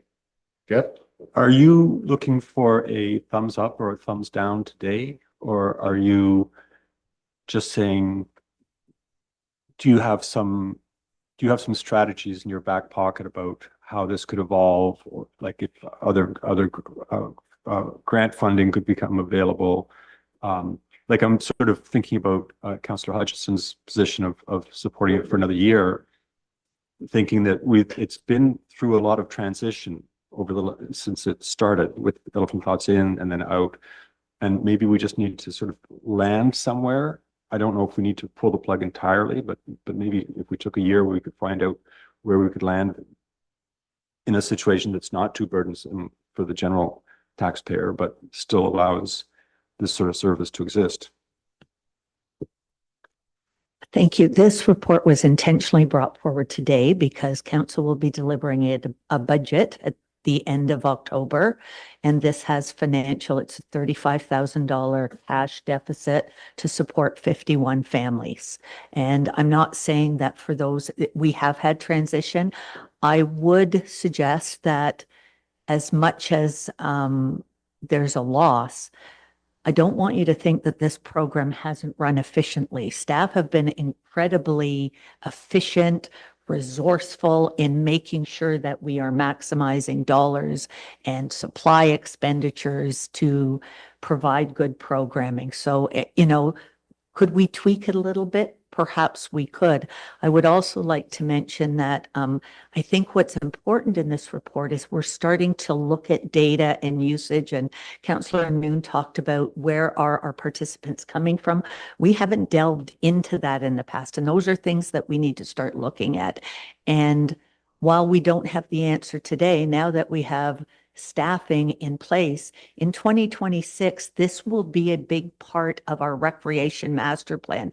We will be going out to communities and groups to try to understand what service levels are requested, how growth is impacting the need for municipal service delivery as it relates to recreation. We're just not quite there yet, but all of this information we're hoping can be brought back to this table to inform some of these future decisions. And right now, this particular piece of programming, we're in kind of a funny spot because you are absolutely correct. This has gone on since 2021. It's a service that sort of has been provided in varying forms. But as staff, we felt it was really important that you understand as council what this looks like at this moment in time, knowing that we will be digging in and doing a significant community engagement when we undertake the rec master plan in 2026. So yes, we are looking for direction prior to budget because I suspect a strong mayor has a very tough budget to deliver next week. Thank you, Michelle. Deputy Mayor Hutchison. Make miracles, apologize for coughing, I had to go get some oxygen flowing. So we were obviously just looking at there's peaks and valleys on the, when it operates. So if there's a couple of weeks that are really low, like can we make a modified schedule where we run and we, look at it, hypothetically $50,000 into it, and that's where we can't go any further with it. But there must be weeks where it's really quiet versus other weeks where it's full. Do we have that capacity to look at that and maybe modify the schedule where we operate 3 weeks a month, for example, and just to achieve the budget without running into a deficit? That's just a question. Michelle. Thank you. As you can see in Jesse's report in the cost summary, our biggest cost is staffing. And we need to hire in order to get qualified staff. We need to lock them in prior to the summer. And at that point, we don't necessarily know what our enrollment's going to be. We obviously continue to push throughout the summer if enrollments are low. Let's take out that pilot program that we did this year for swim/camp, because that's off the table. That didn't fly. But our core summer camp programming, we need to lock in our staff and we need to lock in qualified staff. And I fear, and having done work with staffing before and summer students, if you're offering somebody 8 weeks as opposed to 12 or 16 weeks job, you're less likely to attract students who want jobs for the entire summer. Michelle said something earlier that in 2021, this was a program that was brought in by our former recreation director / from Orangeville. This type of programming and whatnot works for urban centers. So a couple of maps here earlier today, and I think we all know, West Grey is not an urban center. We don't have transit to get children here. Somebody already said, this is a summer daycare program more than anything. That's how I see it being used. So I don't see how, it maybe was something that was brought by somebody that had worked in a large urban center and, found it very good, but it is not a rural program in my mind that we should be running, and we can't run it. Yeah, I guess one of the questions was, well, why don't we go to Elmwood, go to Ayton, go to Crawford? Well, now you're just using up more resources because we're taking the program to the people, and you're going to need to adapt the program to where you're going to deliver it at. You can deliver it out of one space. Some council members have been in the education. We don't take the teachers to the students come to the teachers. If you start going this way, now we're becoming even less effective. Somebody said it's in the mayor's budget. or this will be the budget, that right now, I just can't see how we can continue with this because it's strategically, we're competing against the private sector out there, which for a taxpayer, I don't get that whatsoever. I've always fought that in our strategic plan. That's not what we're at.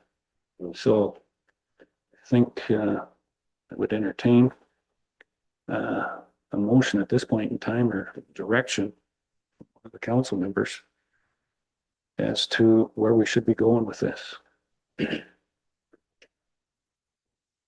Tom. Well, this is where it's one of those difficult things that you have to actually bring forward and, you know, I know it impacts people, but I agree with what the mayor's statement is. I just can't see. I just can't see us continue down this path when it's a lost leader and we have so many other, services and components of this budget coming at us that we have a lot to achieve. And it pains me to say this, but my recommendation is that, we cannot continue to support this in the 2026 budget, and I'll leave it at that. So that'll put that motion forward, sir. Jamie? Theoreticals, I think what I got from the deputy mayor was that council directs staff to forego facilitating summer camp programming in the municipality of West Grey. Very good. And when you say summer camp programming, that doesn't affect the summer swim program. Right? Okay. All right. Do I have a seconder for that motion? Councillor Townsend. Thank you, Doug. Comments, Councillor Hutchison. Yeah, I'm a little disappointed if we don't run it. I understand the financial implications of it. But I think there is a need. I think by running the program, we support our students that are looking for work, first of all. I do think there is a need for it. But if we're going to cancel it, then I would hope that going forward in our recreation master plan, that it becomes somewhat of a question in terms of what are the needs and is that something that people would like to see in the future? So still give them the opportunity to comment. I'm sure we'll hear some feedback if we cancel it. But I mean, it is what it is, so we live with it. But yeah, at this point, in some ways, that there'll be some students out there that won't get jobs because of this, and maybe there won't be opportunities for parents to have someone look after their children during the summertime, so they have to look somewhere else. Councillor Townsend, Doug?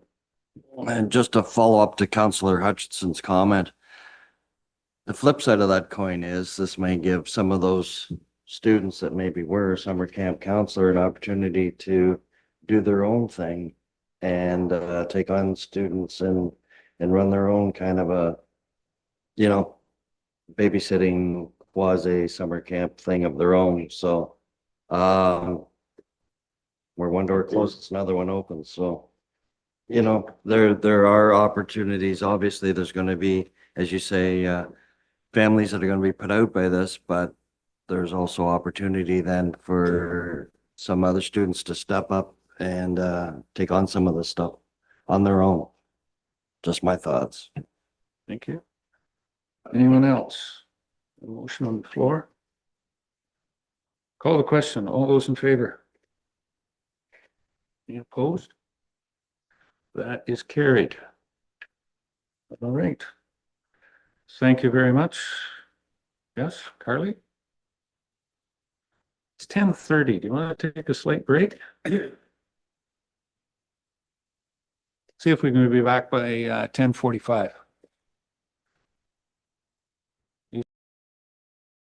You can, yep, good.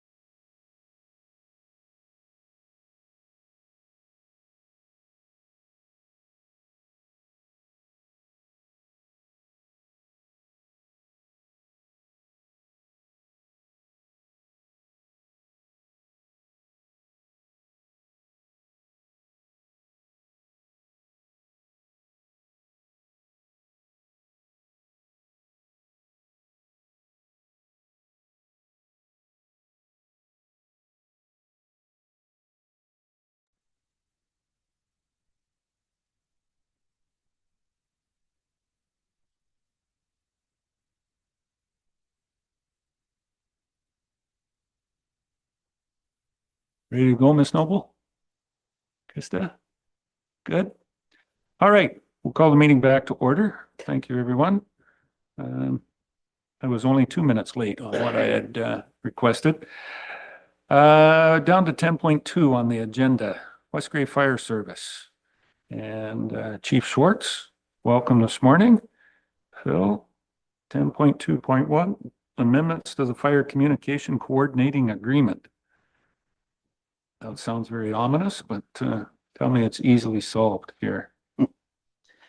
Well, to you and through you, Mr. Mayor. So back in 2022, 23, we replaced the aging radio system in Grey County. It was a very large financial burden. It was financed through the County of Grey. So we're 3 years into it now. 7 years left on the payment plan was for 10 years. Through the County CEOs Association, they've had discussions and they're wanting to add 5,000 a year into a reserve fund from each municipality. And basically that's the report in a nutshell. So the 5,000 divided 3 ways between the 3 West Grey fire stations would be $1,666.66. West Grey is the largest stakeholder of the system, as we have 3 fire stations and many radios to operate. When radios break down, we pay that out of our own budget. That county doesn't look after that. We're just paying back their loan. And the idea is that presently we're not putting anything away for the future. And the county CEOs Association would like to see us do that. So my recommendation is that we put $5,000 back into our budget to forward to the county, Grey County, for their reserve fund for radio replacement. So this is the fire budget you're saying? Not my budget. So I don't need to worry about it in the mayor's budget, just in your budget. It would be the mayor's budget. Yeah. Okay. Any questions on this? Phil's got coming forward to us. Jeff, Councillor Shea. So the county is establishing this reserve fund and everyone's contributing to it every year. So it's not a reserve that we're keeping locally. And you said every municipality is being asked to contribute 5,000, even though we have the largest share of the radio usage. So we're getting a deal. That's the way I understand it. 5,000 per lower tiered municipality. Markdale has 2 fire stations, and as far as I know, they've only been asked for 5,000 a year. I've looked through the agreement and I don't see in there where it's per fire station, it's per municipality. So, and I do believe, talking with Kerry, that it is going directly to the county for the reserve for future needs.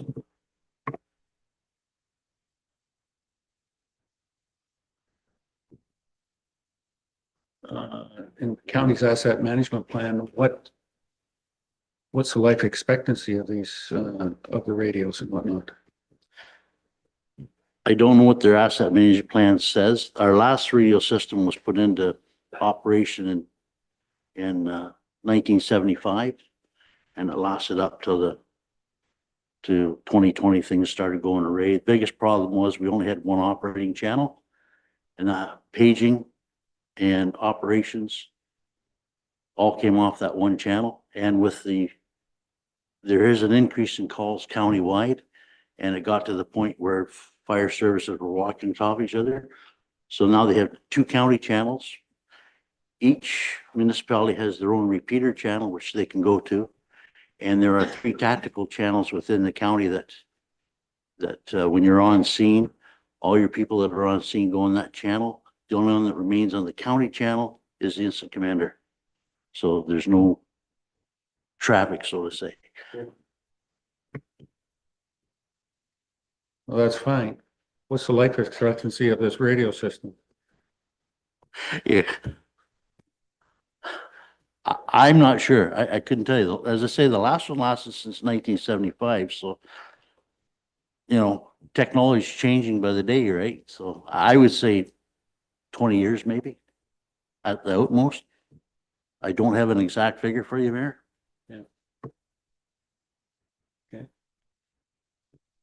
Further, Deputy Mayor. Please. Thank you, and through you to the chief. So the 5, is this an ongoing or is it just a one-time ask?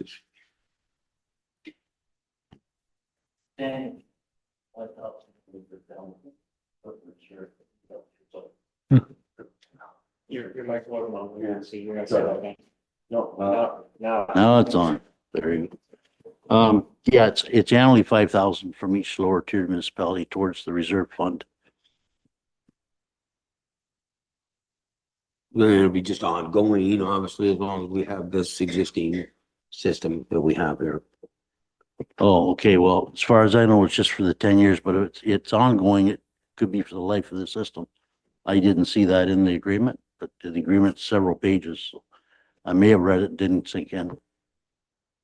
Okay, thank you, chief. Well, if you're looking for a recommendation or a mover, Mr. Mayor, I could certainly put my name forward on that.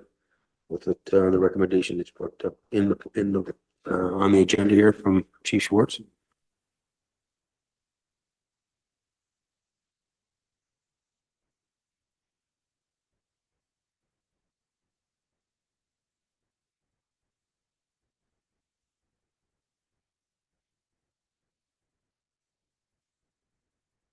Yes, exactly. Well, yes, for 10 years, I think is what the chief had said. So for 10 years.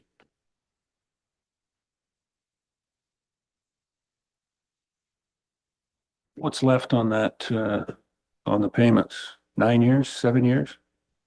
And I believe we got 7 years left. So it won't be, yeah. So if I may, then I would just say that for the duration, if it terminates in 7 years until they're paid. Yeah. We'll go with that, and then they can revisit. Or Scott, So through miracles, the county's provided an agreement for us, so it sets the term for the duration of this. So if council wants to basically move away from that and change the agreement, then we'd have to have something else drafted.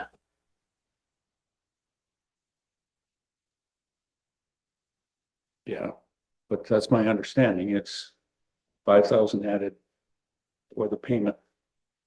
And the payment was 10 years, which is 7 years left.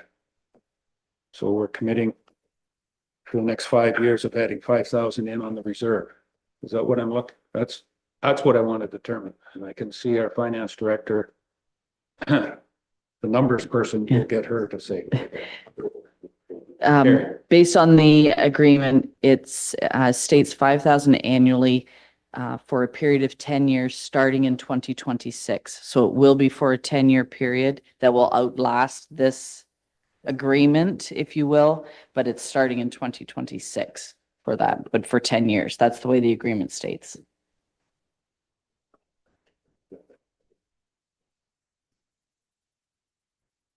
So through miracles, essentially what this does is it changes the term of the agreement and adds these specific terms in here. Thank you, Miracle. So yes, based on what Director Mighton had said there, what I'm going to do is I'm going to go back to it, and I will. The recommendation was 5 years for 10 years, 5,000 for 10 years, as requested by the county in their report. And then we're consistent because I think the other councils that this is before, then we won't change or alter away from that.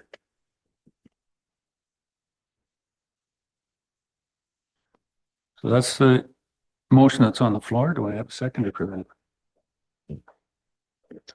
that? Councillor Townsend. Thanks. Questions, comments? Councillor Hutchison. Doug? So I'm not sure if I understand how this fits into the budget overall. So we're committing 5,000 from the fire department into this reserve. So is that going to be part of the fire department's budget when it comes to us at budget time? Or we're saying we're committing 5,000 now through our budget, separate from the fire department's budget?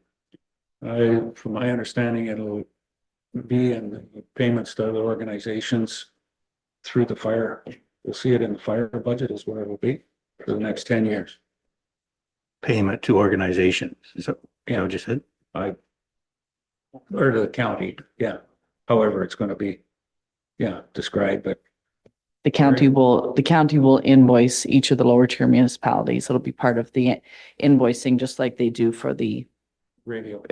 previous bid. It's just going to increase by that 5,000 invoiced from the county. So we will pay it to the county every year. still within the fire budget. Okay, that's good. Yep. So Mr. Swartz to be able to keep his budget, good for the mayor, he'll be finding $10,000 someplace to cut.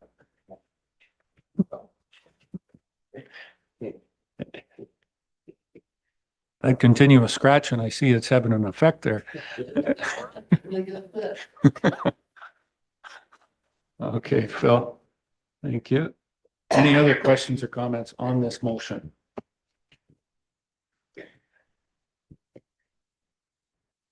This, if we were to go to any other dispatch or anything like this doesn't have an effect on that whatsoever? No, it doesn't. Our dispatch agreement and the agreement with Grey County are two different things. Okay. Yeah, so. Okay. Councillor Moon. Oh, thank you. Just for clarification, under the amendment number 1, it stipulates, oops, gone too far. Under 1.0 amendments, B, the county shall provide an initial funding of this reserve of approximately 480,000, which will be confirmed and approved through the county's 2026 budget. So is that just that 5,000? Is that just paying back that 480 that they're initially putting away?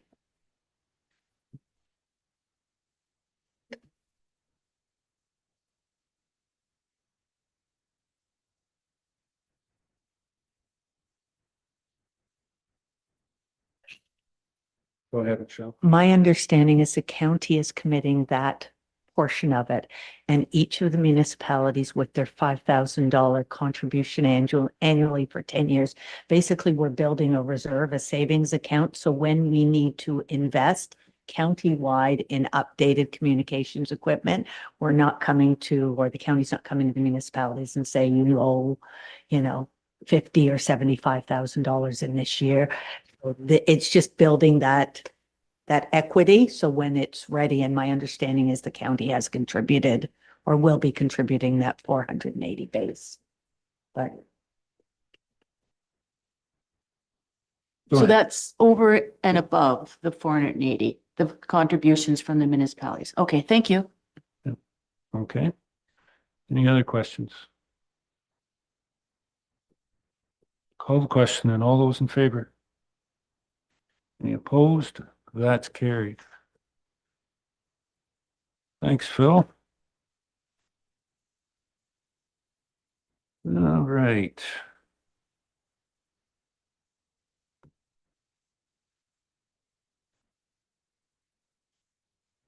Let you get back, Phil, to plan for the upcoming Halloween party this weekend. 10.3.1, request for payment for a development charges plan. Carrie, this one's yours. Yes, looking for council direction on whether you want to enter into a payment plan for the development charges.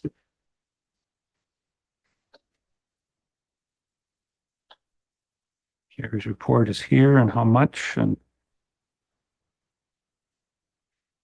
what we're looking at.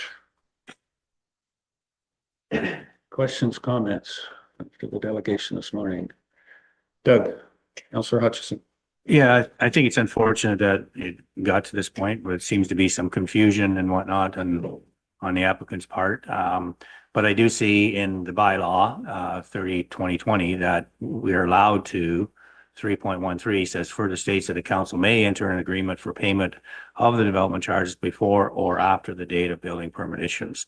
So based on what they've asked for, 4 payments for a total, the total is a little over 20,000, that they're looking at probably $5,000 payment 4 times between now and March 2026. So that's the way I read it, and I would be supportive of that if that's the case.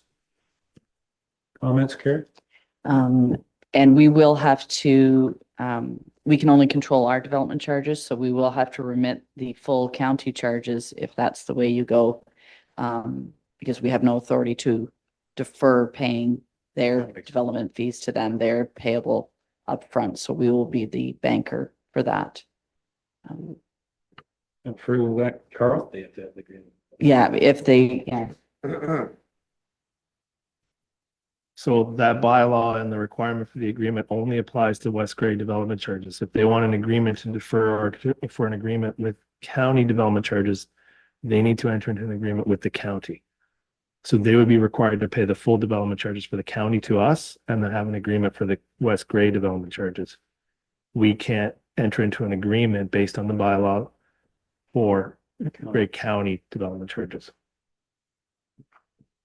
A few little complications here. Have we ever done this before on any of these development charges? No, this is the first request we have had. Setting the precedent. Tom. Doug. Councillor Townsend. And I will say that I kind of find this a little concerning that someone would build a residence, and understanding there's other circumstances to go back quite a number of years, but for somebody to think that they can build a home without permits, like how does it get to this point? That's kind of concerning to me, that it even got to this point. I take it the home is built. We'll let Carl take a swing at some of the background information. So through your mayor, so it's not complete. It has been, so the original permit was issued in the early 90s and the foundation at that time went in the ground. So there has been a foundation in the ground since the early 90s. So when these people, the people who made the delegation this morning, they purchased the property and wrongly assumed that because there was a foundation and an existing permit, they just continued on constructing with that original permit. That permit was long expired and ultimately they didn't receive the correct information from whoever they spoke to, either outside this municipality. We have no record of them speaking to anybody at the building department, not at least since my time, since I've been working here. But our policy is always, even if somebody applies for a building permit, say even 5 years ago, and they didn't build and then they started construction and wanted to continue on now, they would be required to pay the difference in the development charge. So in this case, at the time they built, the development charges were zero, so they have to pay the full amount. Even if they had paid half at the time, they would have to pay the difference. It's from the time that the construction, if their building permit is revoked or it is expired, then if they have to apply and renew the building permit, then they always have to pay that updated development charge in the difference. Further? Go ahead. Well, as I say, my concern is that, I don't want us to be setting a precedence where people can just, think they can put up a structure and, if I get caught, oh, well, then I'll pay the fees. And if I don't get caught, life goes on. And for, I believe, the delegation, I believe they said that he builds homes, or he was a home builder, or assists with building homes. I find it hard that he would not know to make sure that building permits were in place. I find that a little interesting. And then also, given the time that has spanned from when that foundation went in the ground, has there been any changes to, you know, and I don't know where the property is, but you know, all the commenting Saugeen Valley and everything that takes place, county, everybody else that takes place, and when everybody else is putting in a building permit, has to go through all these hoops. Has anything changed that maybe that where they're building now doesn't even qualify for a building to go up? I'm a little concerned that they're saying that they didn't realize that they needed one. I find that in this day and age, I just find that a little hard to accept. Sorry. Carl? Yeah, through you, Mayor. So they have submitted an application for a new building permit. The building permit was reviewed and met all the requirements of today's zoning bylaw, today's SVCA, today's setbacks, building code, all those types of things. We did receive an engineer's report from the applicant on the existing foundation to confirm that the existing foundation was still structurally sound. I'd just like to comment. I understand that they've done some things wrong in this case, but in my opinion, that shouldn't necessarily be considered in this discussion. The discussion is whether we want to enter into an agreement for development charges or not. Ultimately, under our bylaw, it's a request that anybody can make. Anybody can ask for, doesn't mean we have to do it. It's council's decision, but anybody can ask whether they've built without a permit or not. To enter into an agreement to defer their development charges. So I understand that they've done something wrong. They have made amends. They've applied for the building permit and they will pay the building fine for building without a permit. That has been added on to the building permit application. So the question is whether the municipality is willing to enter into an agreement to defer those development charges as they've requested over, again, it would just be for the municipality's development charges and they would be responsible to pay for the county development charges.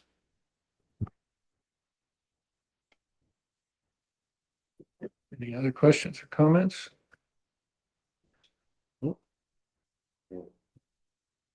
I guess one question I can ask from the chair.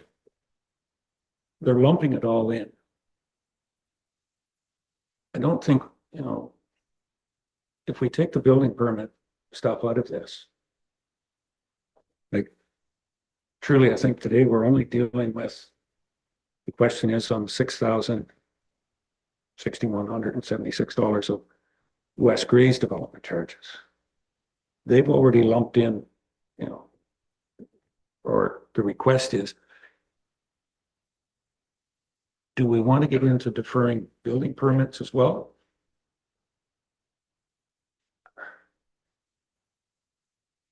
I think I know what Claire's going to say, but Carl. I guess there's probably, well, I mean, there's nothing that I'm aware of that would stop a municipality from entering into agreement for but it's, again, specifically the requirement or the allowance for the agreement is in the Development Charges Act. So it speaks specifically to the development charges.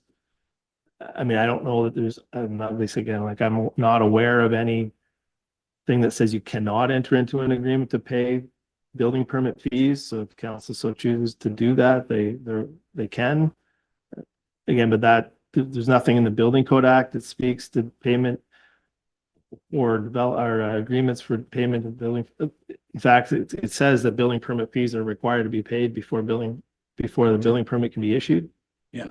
And it doesn't say that, you know, you can't do an agreement, but it doesn't say that you can.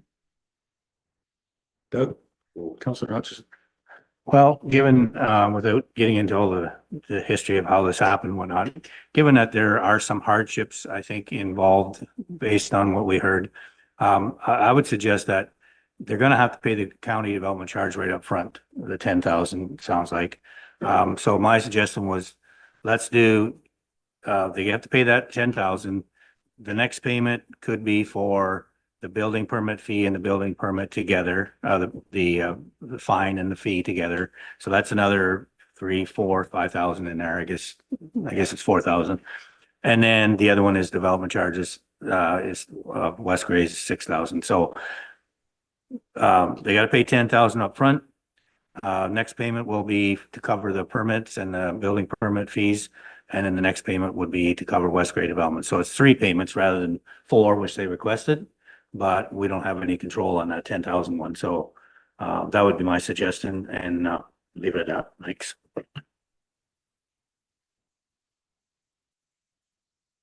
Kind of your suggestion. The only thing I'm saying about that is they could go to the county and ask for a deferral there. They can't. They're here asking for the deferral on our development charges. And as Carrie has said, the development, county is county. And they have been advised, the county, they'd have to approach the county. They have been advised of that.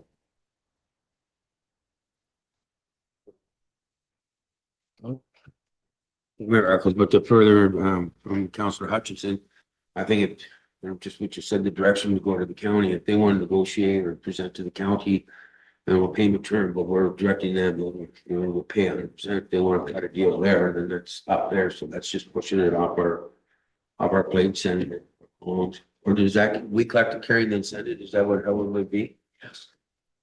Sorry, oh, you're late.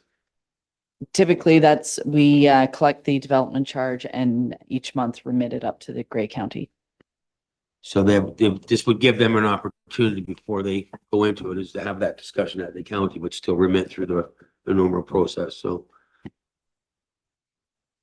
we'll leave it at that. I just want clarity on how that worked. Amy? Through Miracles, I would suggest that if we were to take that path, that the applicant would have to provide us and furnish us with a copy of that agreement that they had with Grey County before we would be willing to entertain that. I just want to remind council that specifically the request in this report is dealing not with the building without a permit fee, not with the building permit fee, but specifically the West Gray development charges. So what we're talking about here is the $6,100 to the exclusion of everything else.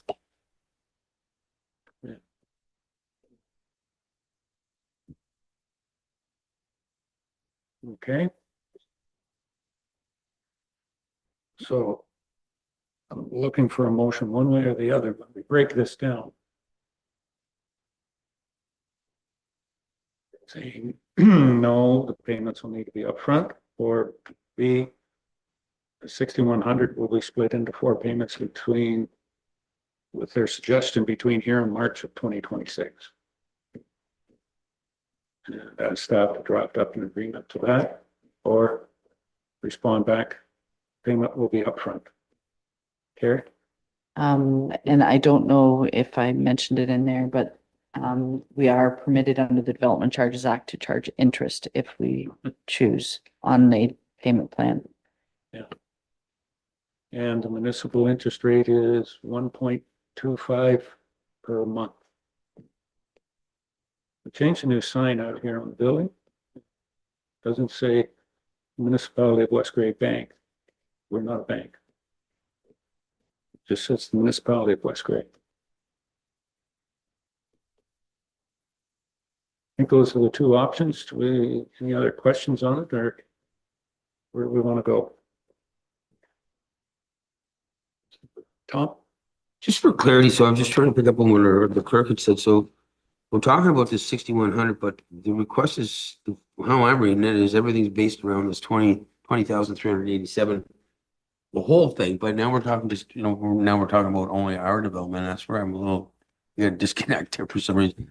Karen, looking at. Go ahead, Karen. So I provided the full details of the fees, so you had some context of what they're facing. But the request that we're looking at is the West Gray development charges, but they are responsible in total for all those fees, just so you have an appreciation for what their the full bill is. So that's the only reason why I provided the additional fees. And I appreciate that. Like, that's great. But so they've actually came to us, just so I'm clear on what their request was, for specifically for the development, nothing for the building without a permit or the building permit itself. They're talking specifically to the actual West Gray development charge, and they know full well that the 10 that would be is not in front of us, is for the county. Are they clear on all that? Just so I'm clear. I can't say for sure, I can't speak for them, but they were told that the Gray County, they would need to approach Gray County on that. I'll do that on their behalf.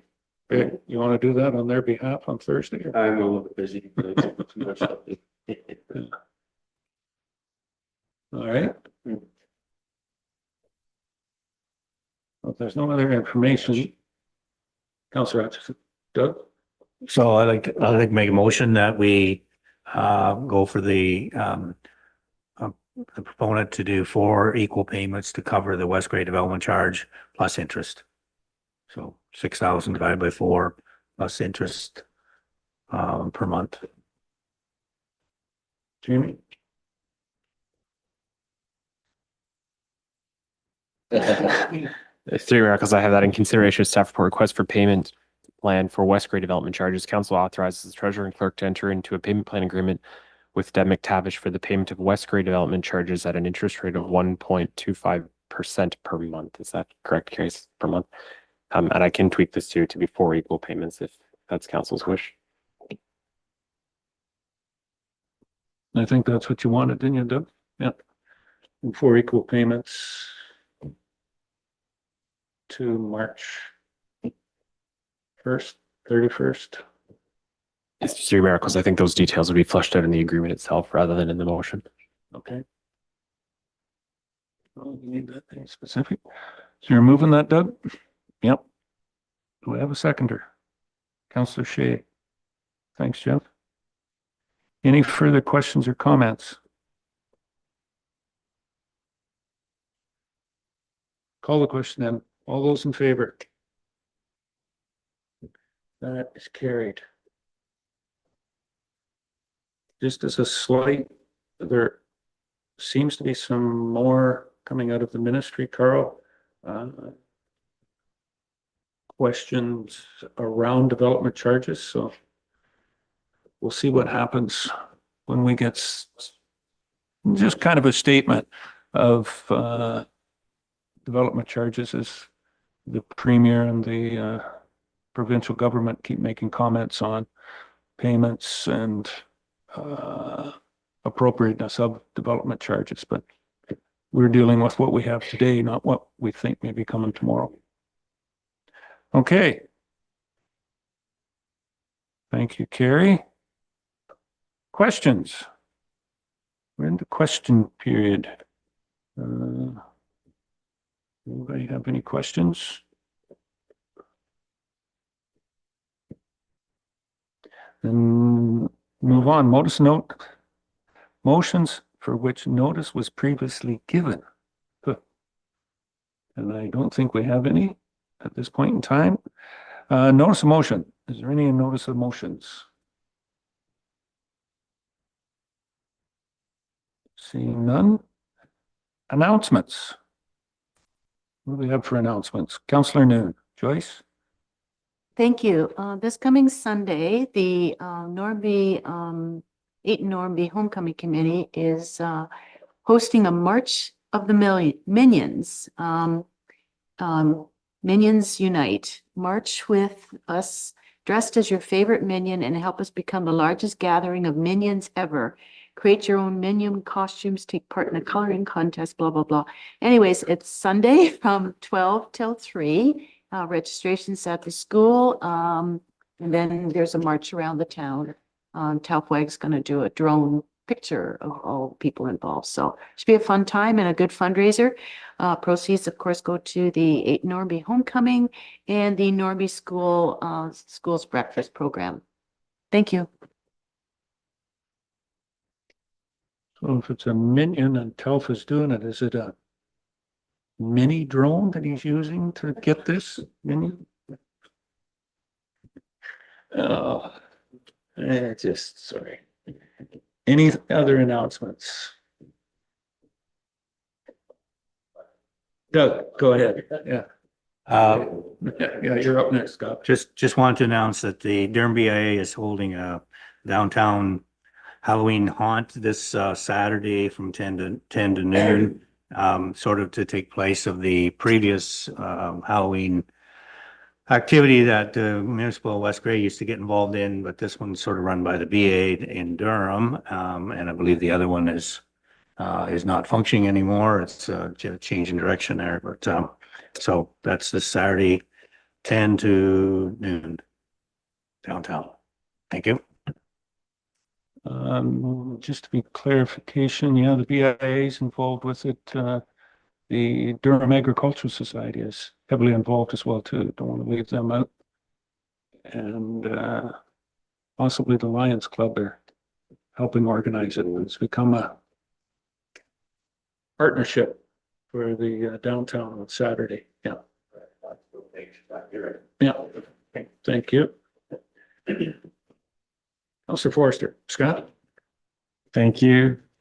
Saturday, November 1st is the Newstead Craft Show, 9 to 3 at the Newstead Arena and Community Center. Thank you.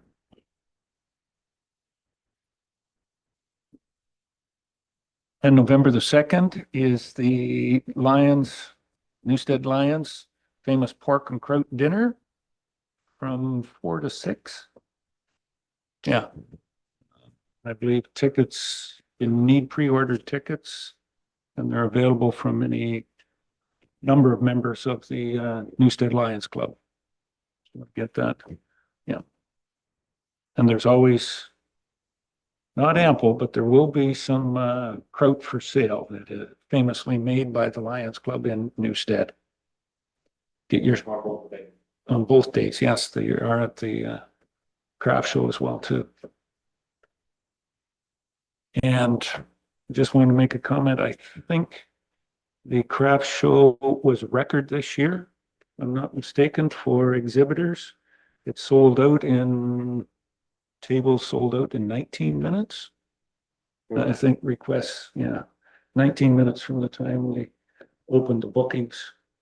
Done. Full capacity. So always a very good event. You got something? Yeah, please, thanks. Past weekend was the radiothon for, I think we were part of the radiothon, what's it, hospital, Durham Hospital, I think. Yeah. 8 or 9 different hospitals. Anyways, I think it raised just shy of $400,000 region wide. So our take, we didn't have a lot of uptake on the radiothon from ours, but we did, we decided we were going to do something a little bit different as well, but we did get some traction there.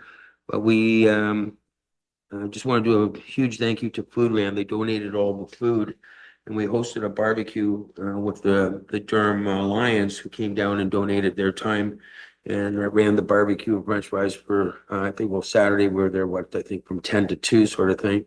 But thank you to the Lions, thank you to Foodland. Germany, I was down there yesterday. They donated a check for a couple $1,000 as well, so that was really nice. TCATS on Friday night, they ran that night was all their 50-50. They donated all those proceeds to the hospital as well. So I think up on all over the weekend, and it was $6,000 to $7,000 towards the X-ray suite. So successful weekend, and just want to say thank you to everybody for participating and bringing the awareness of the big campaign that we've undertaken. So again, thank you, and we'll continue to fundraise and get to our goal of putting a new suite in. Thank you, Tom. Councillor Townsend. Doug? Thank you. Friday night, I had the opportunity to attend the South Gray Chamber of Commerce Awards presentation with Deputy Mayor and Mayor were also there. Very good run organization. They had Senator Rob Black as the keynote speaker, very well-spoken individual. And Alex Ruff was there, our MPP. MP, yeah. And no, it was a good night had by all. Thank you. Thank you. Anyone else? Anything else? That's it for announcements. Very good. Closed session. Do have, so I need yes, we do have a closed session. So I need a motion to move into closed session. Moved by Councillor Townsend, seconded by Councillor Hutchison. That we do now go into closed session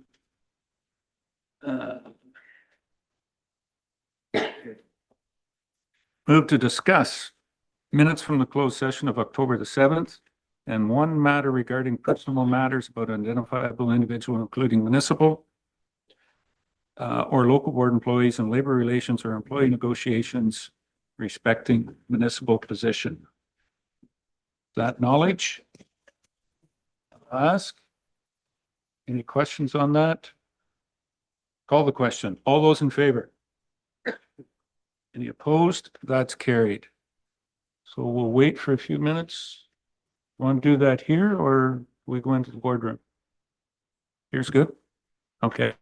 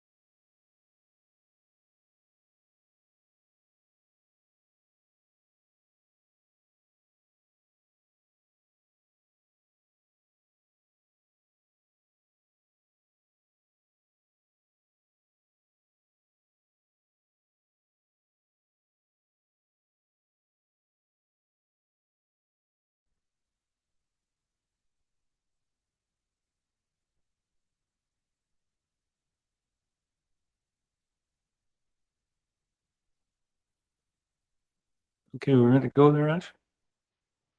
Okay, welcome back, everyone, returning from closed session. Report that during closed session, council reviewed the minutes of the closed session of the regular council meeting held on October the 7th, 2025, and B, discussed one matter regarding personal matters about an identifiable individual, including municipal or local board employees and labor relations or employee negotiations respecting a municipal position. And no direction was given. Thank you. That's it for closed session. Down to reporting out 17 bylaws. And on the bylaws, we have 4 bylaws there.